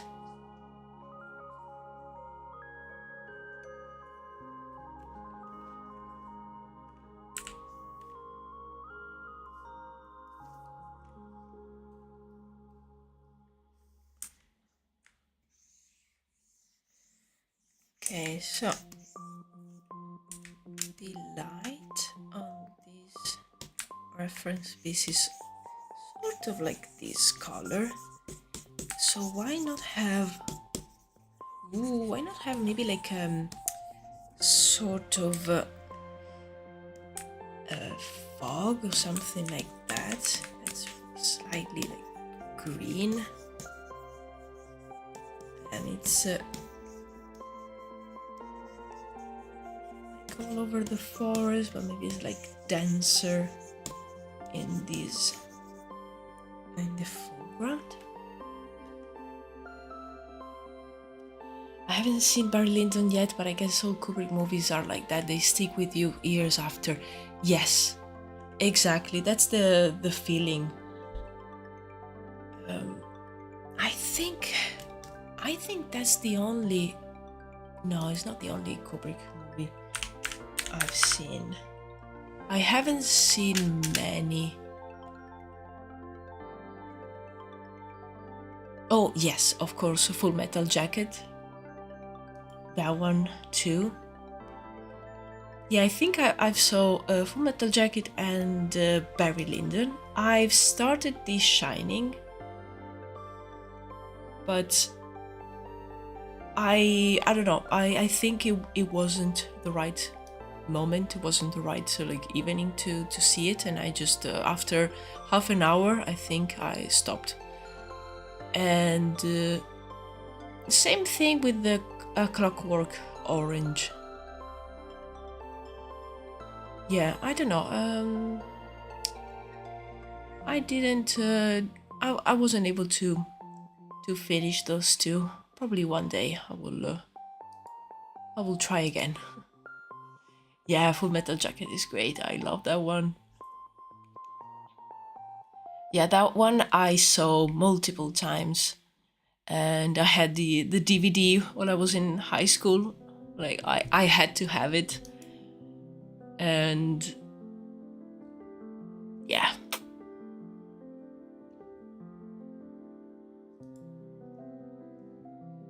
Yeah, that one I want to see it again. But first, I promise I will watch Odyssey.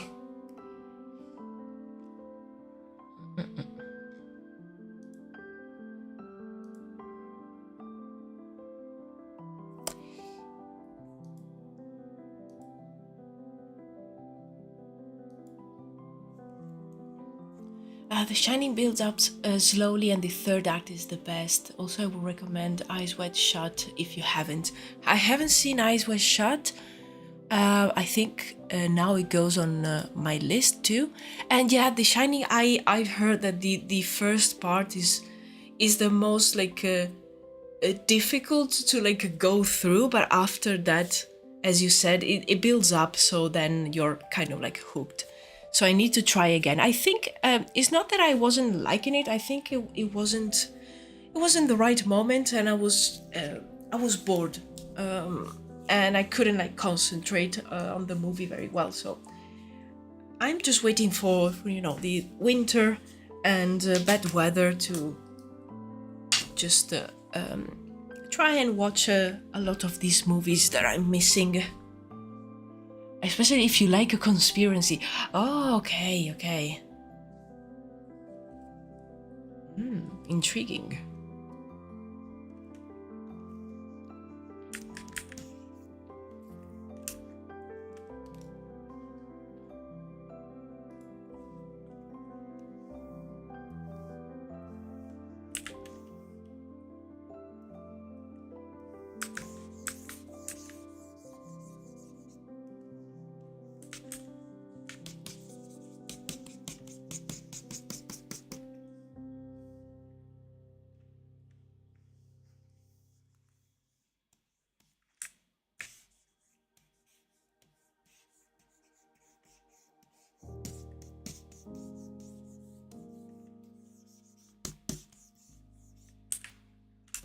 Let me just have this one a little bit smaller.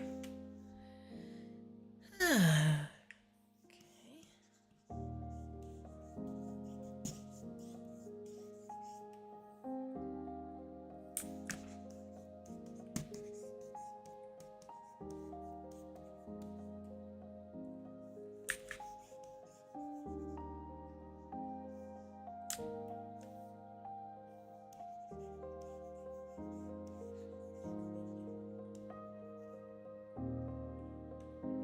Yes, it's winter right now where I live, and it's absolutely the best time to catch up to movies and series.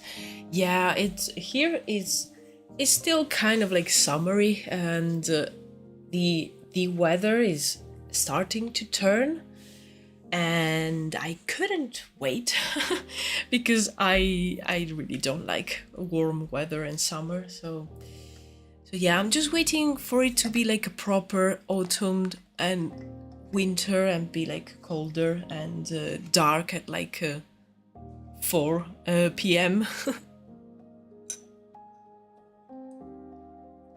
Yeah, and just want to watch movies, a series, and catch up with a few video games that I started and I left there. And yeah, become like a proper cave bear. Ah, good times.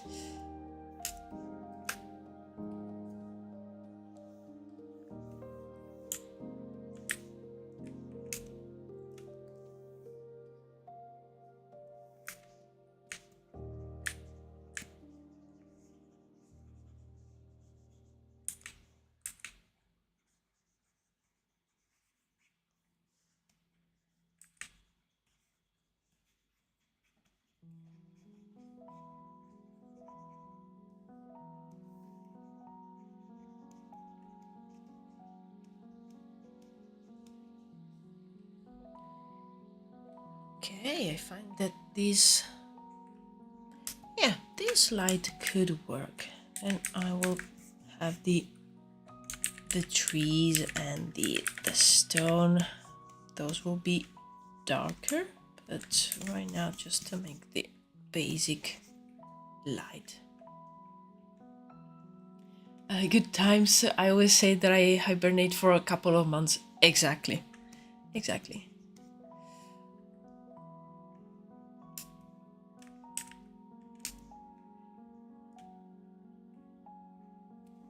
The third one with reddish vibe match with your last video, but my favorite is top right image. Yes, I think you're right. The this one, the red one, is really like in line with the other illustrations I did, and yeah, I really like this one. I feel like there's a really nice contrast. In fact, before while I was looking at these, I was thinking of maybe like doing a sort of a mix of this light and this like color palette. So having maybe like here in the back it will be a little bit darker, and having the like moonlight coming from here. I don't know, I will have to do some experiments, but I really like this one. I like this light, it's very dramatic. In this one, of course, I kept the color palette really simple, because I think on this one I was mostly interested in seeing how the scene will look like with this kind of like a moonlight beam coming from the right. But yeah, this one I really like the palette, a mix of like these warm and cool tones. Yes, I will see how it turns out when I start to gather a few photographs for the photo bashing. Let's see what I can find. I'll probably use a few pictures that I find online, but also I will use some that I took, and I have a few packs of like nature references somewhere in one of my hard disks. I need to check. And those are all like free to use, and downloaded those years ago, and they served me well. So I think I will dig into the folders to try and find those.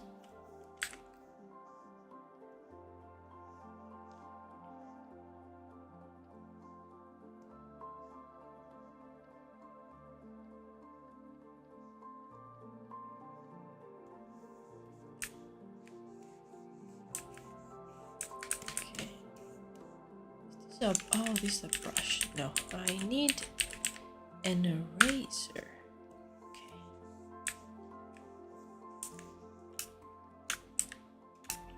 I think you should keep the simpler palette and not change it. It looks really good like that. Thank you. Thank you so much. Yeah, I still don't know what I will do. Yeah, I think I will probably understand it better when I reach like the photo bashing stage and see what I am able to do. That's why I wanted to do these like different tests and see what works and what doesn't. Hello, Hungry Mimic. Hello. Welcome to the stream.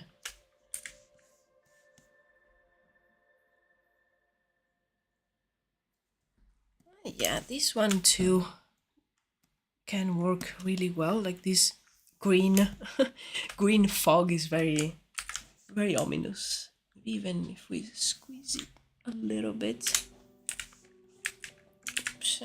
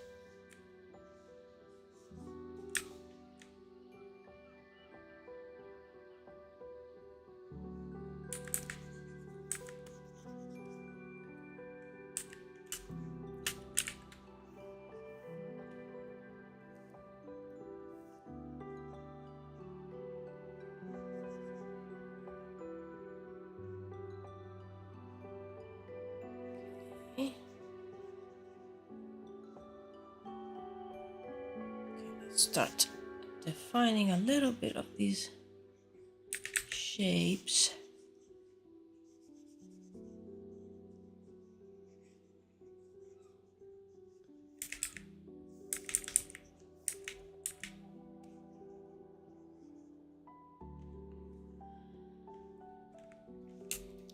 Oh, thank you so much, Hungry Mimic. Especially the red background one. Yes.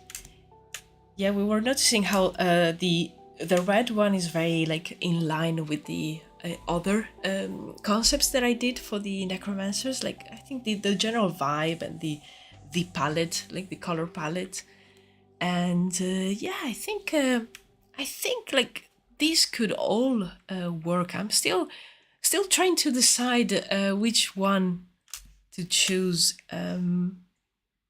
I really like the moonlight of the first one. I like the palette of this one.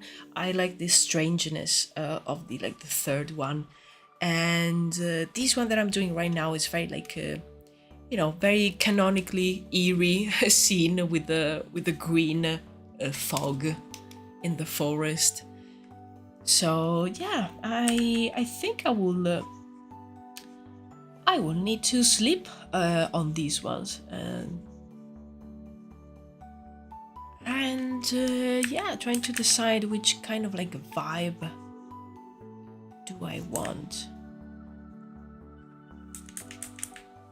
Because then I want to push this scene forward with some photo bashing, and that I can start the base and just putting down some textures even before deciding the general like colors and vibe, because then I can always change it. But it would be good to have like a general idea.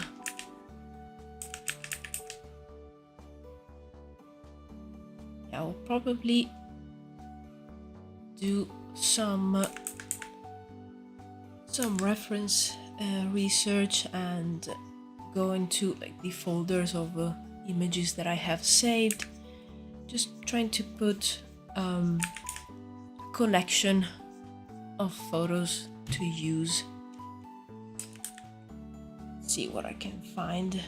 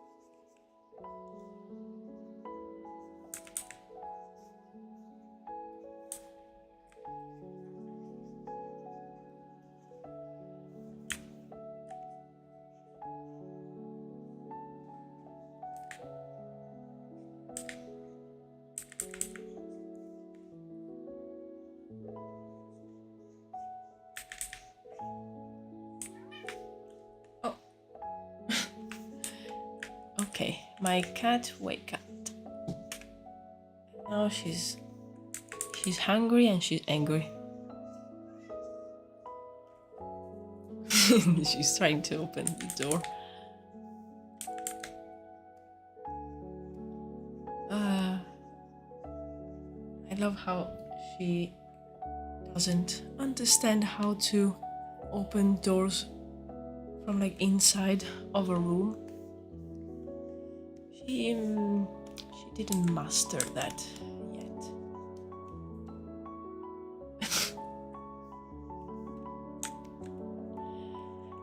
I'm gonna open the door for her. Just give me a sec.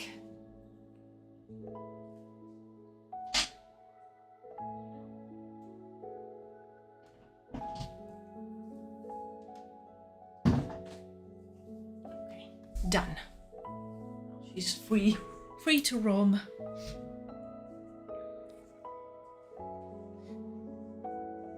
After seeing those 4 images you draw, it looked good if you mix all, like the stone you can use from the red one, the nature from top right, and the last green fog matched the image above.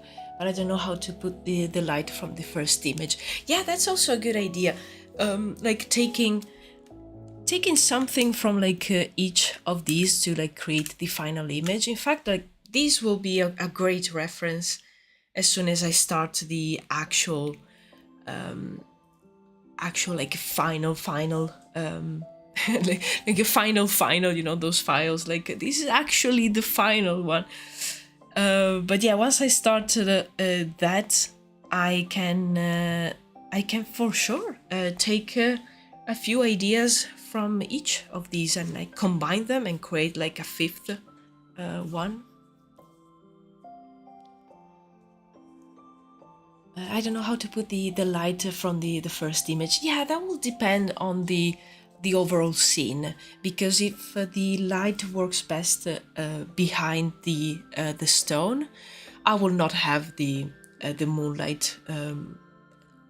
I can use that idea for maybe another scene. But yeah, definitely I can mix a few things from each of these. He eventually will learn to open the door. Yes, one day she will. hide something in the background, like a little face peering at you from behind a tree. Yes, something you can't unsee. Yes, that's such a great idea, to like hide something. Yeah, I will need to do that, especially like I really want to push this piece, and hiding somewhere like in the trees behind.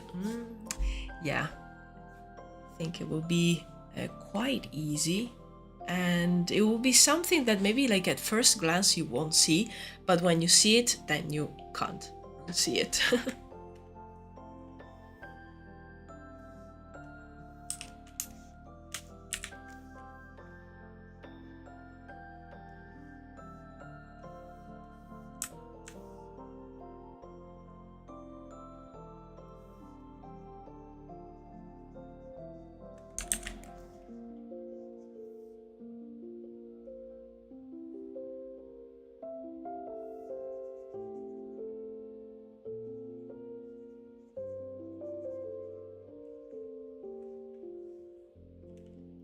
Yes, you can add glowing eyes. Yes.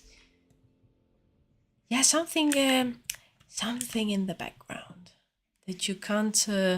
Maybe you can't really make up what it is. Like, is it another necromancer?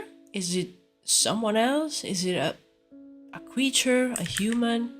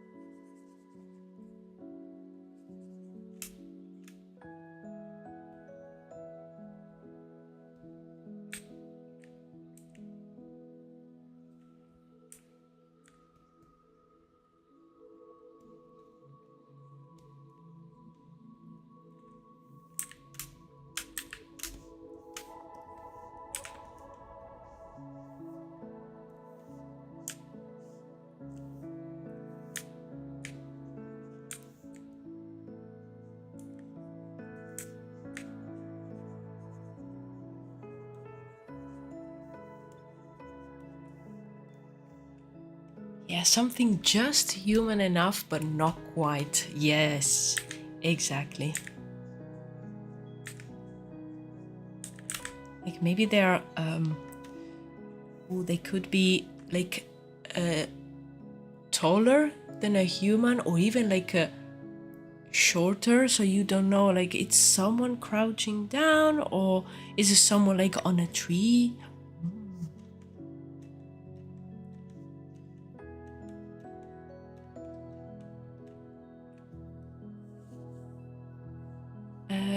An idea can trigger people to look your drawing curious what the creature behind the tree, to add an eye catch object. Yes. Yeah, so like people start exploring the image. That's a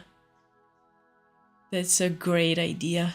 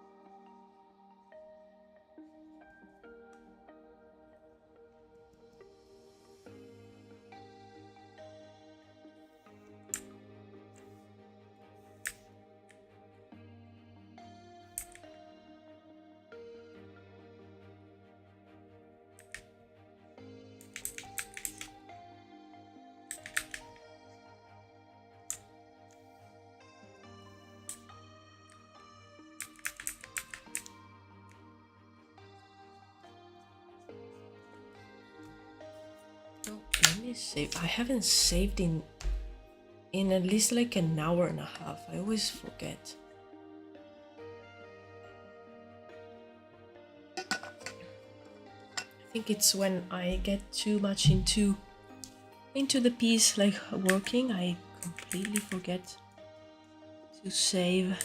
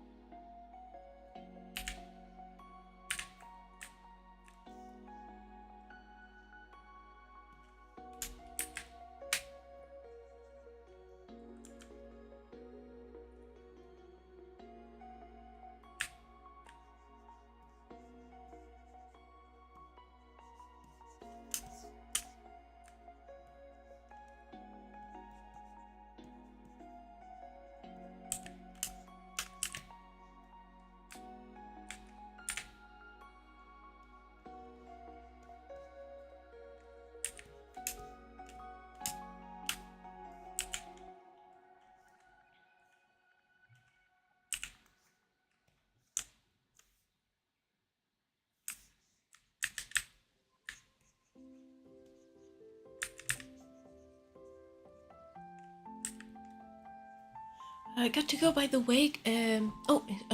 Sorry. Inspirational music plays as we contemplate what what for you. Got to go, by the way. Great stream as always, and thank you for answering my annoying questions. No problem, Miggy. Thank you for having me in your stream, sister. See you.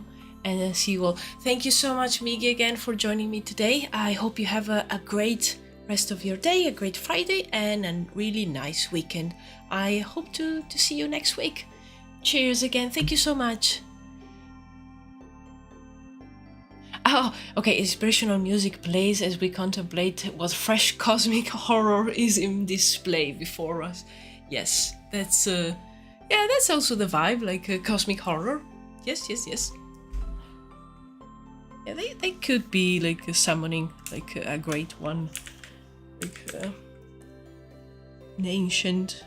Well, they are kinda are, like, we don't know, like they want to summon the soul of like an ancient druid that knew a lot about necromancy, that could teach them, but who knows what they will be end up summoning. Maybe some like evil spirits?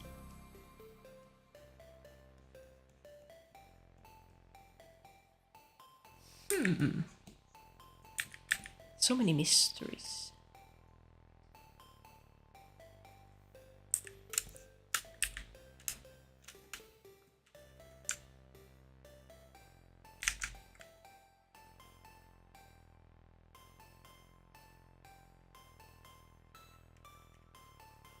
What unfortunate sequence of events have occurred here. Sorry, my screen is being funky and misstabbed. No problem at all. No problem. Yeah, actually my OBS sometimes, like where I have the multi-chat, so I can read both the YouTube and the Twitch chat. Sometimes instead of like giving me one message and then the other message, sometimes it will like give me 4 all at once. So I'm like, whoa, what's the first one that was sent? I don't know.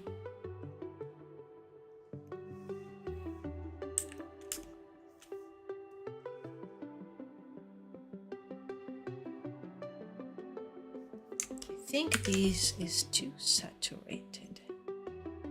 Yes, okay, much better. Maybe, no, not this, okay.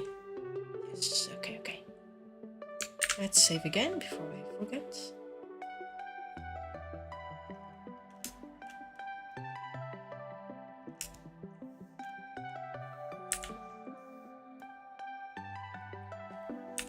Maybe we could have some of these green even back here. Now I'm gonna just erase it from where I don't need it.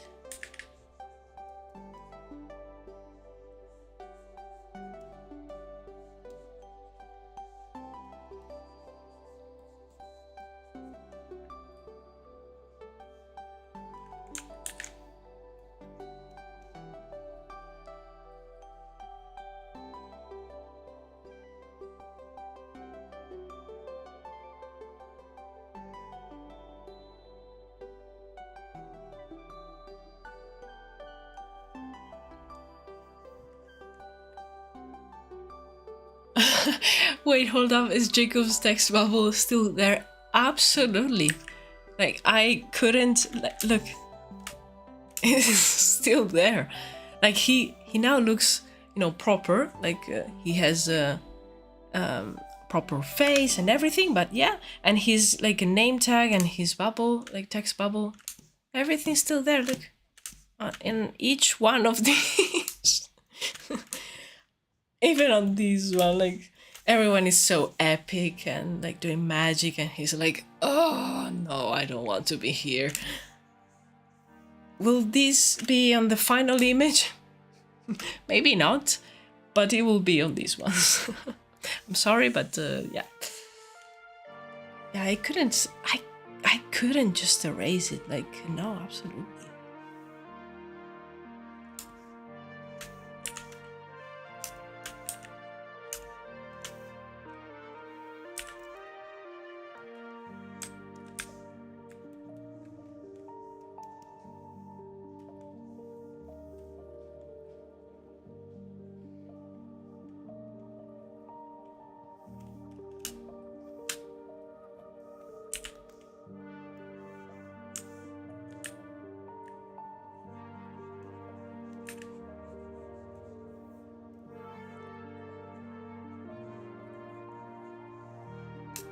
It'll be there in spirit, exactly. Yes.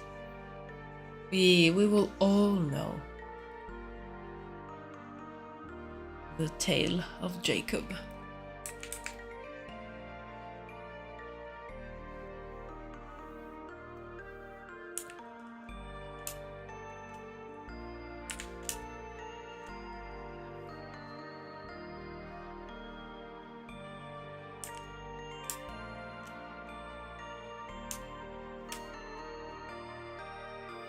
Hey, I just want to try and add the magic on this one as well, just to see how it looks like.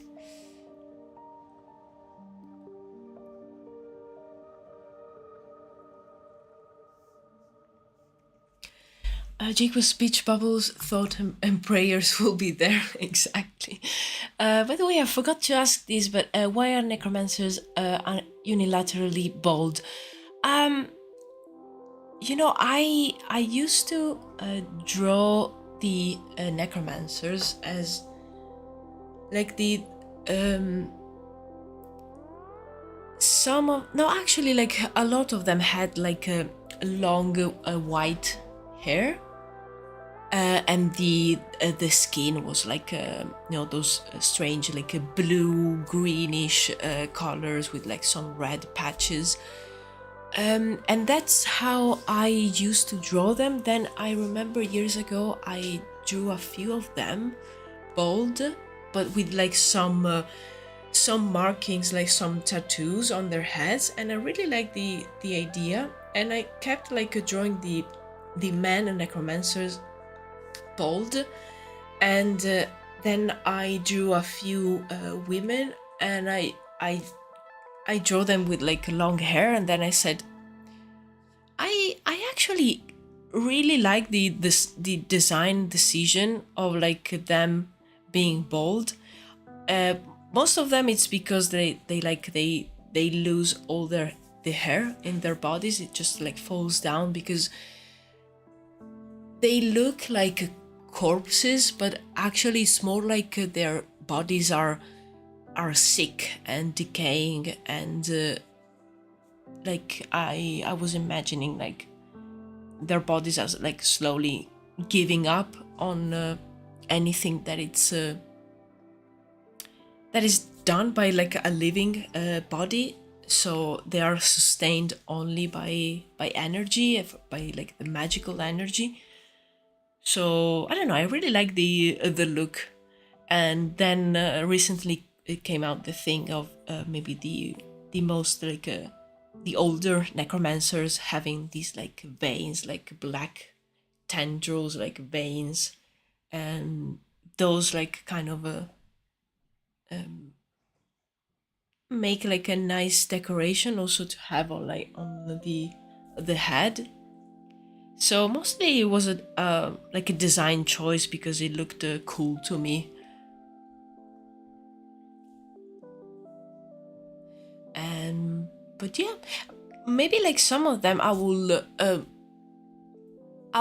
try, and maybe like because I like the idea of the tattoos, but I think I like to keep that for the druids and have these guys just having like these very, because their skin is already like full of detail.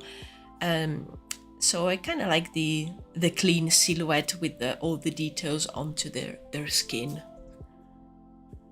I like that they are bold because it kind of resembles the skeletons, yeah, and you know that's fitting for necromancers. Yeah, exactly. That's another good point. Um, so I think yeah, it it was something that came with time and working and doing many designs of the necromancers, and it came almost like a naturally, like when I started again doing some concept art for the necromancers. I don't know, it came like more spontaneous to draw them bold, and I think it really works.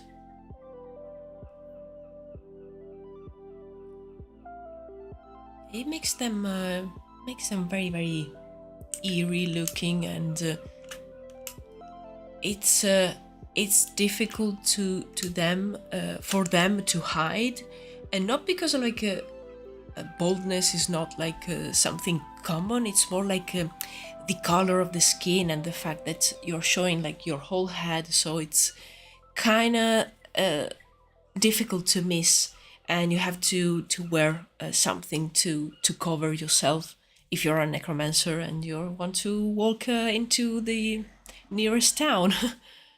So you have to cover, wear these guys, probably like wear some kind of even like makeup, just to hide that very sickly and very unnatural color of the skin.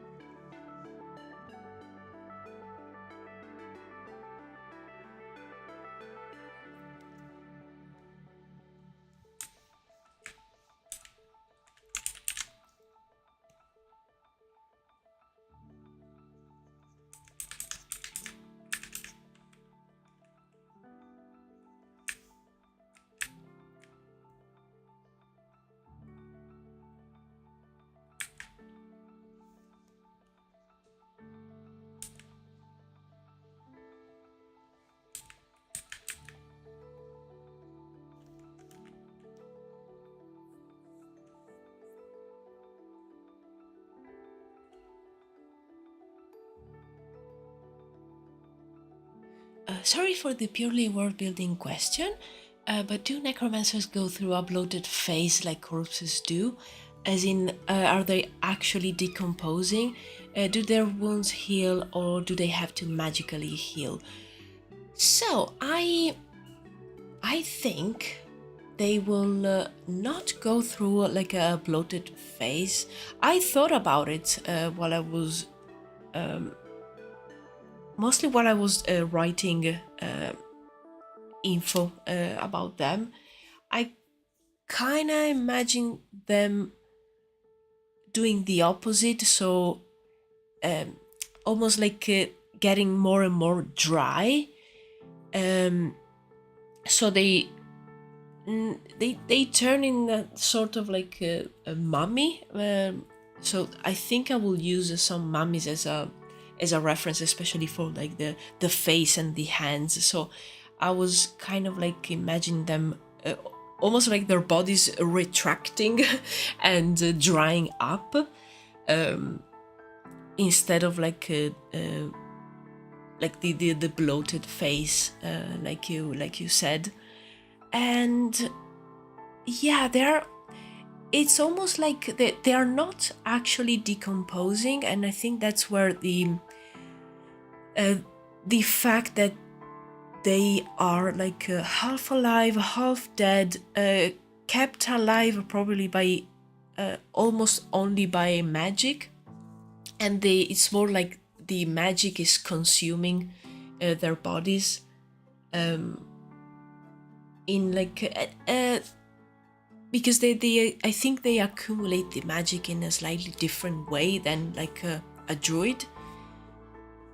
And the fact that they are half alive, half dead, it's also because their soul is like not completely in the living world, is also a little bit almost like their soul is like 1 foot in the living world and 1 foot on the other world. So I was imagining that their bodies like transform and they decay, but in a different way thanks to magic.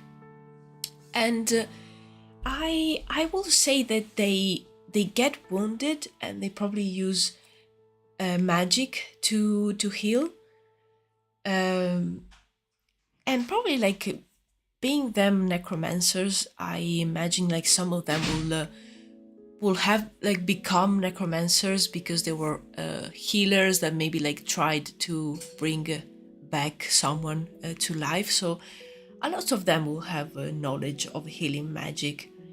So I think they will probably like heal their wounds. I reckon that it comes a point where maybe like their bodies are so far off that even healing magic cannot help them. So that's why I said the older necromancers always have like some younger ones to protect them, and also like they will try to protect themselves with powerful magic, because they could easily die from like a blow or like a wound. They are very fragile. But yeah, probably like a new necromancer that is still fit and still like their body is still like somewhat human looking. They're probably like stronger, and that's probably like their peak of strength. But they don't have the knowledge and all the power that the older necromancers have.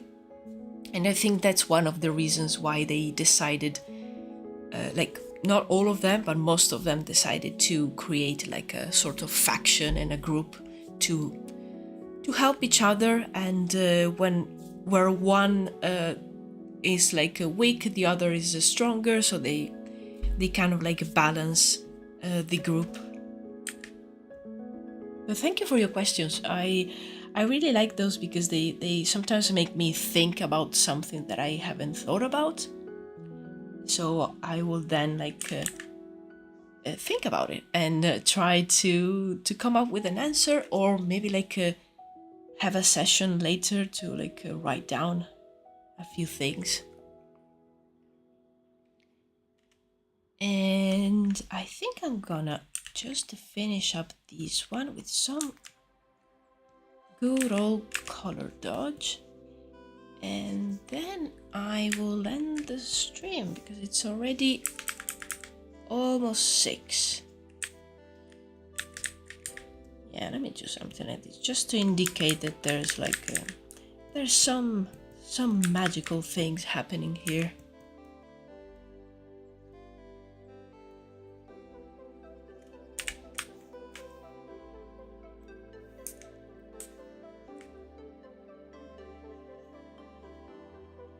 Something like this. Okay, let me save. Nice. Okay, I'm just trying to drink some water.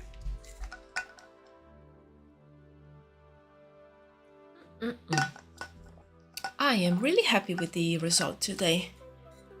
I didn't know if I was like able to do like so many, because it's only 4, but they are very different from each other. So I have a good selection for the atmosphere, but I think I will probably end up mixing a few ideas from each of these to create the final image.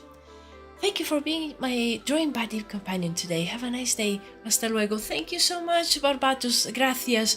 And yeah, so happy that I was your buddy, drawing buddy today. And I hope you will be around for the next stream next week.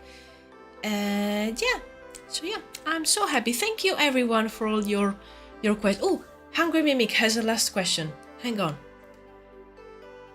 Last question, but honestly, you can low-key choose not to answer this because it's kind of ridiculous. Okay. Can they revive individual limbs torn from corpses, individual muscles? Can they build a machine? Ooh, that's really interesting. I haven't thought about it. You know, I will not answer because I don't have an answer, but I will think about it because that opens up a few possibilities. But it's tied to what I'm writing for the next YouTube video, which will explain a lot more about the souls and the other world and how exactly magic works.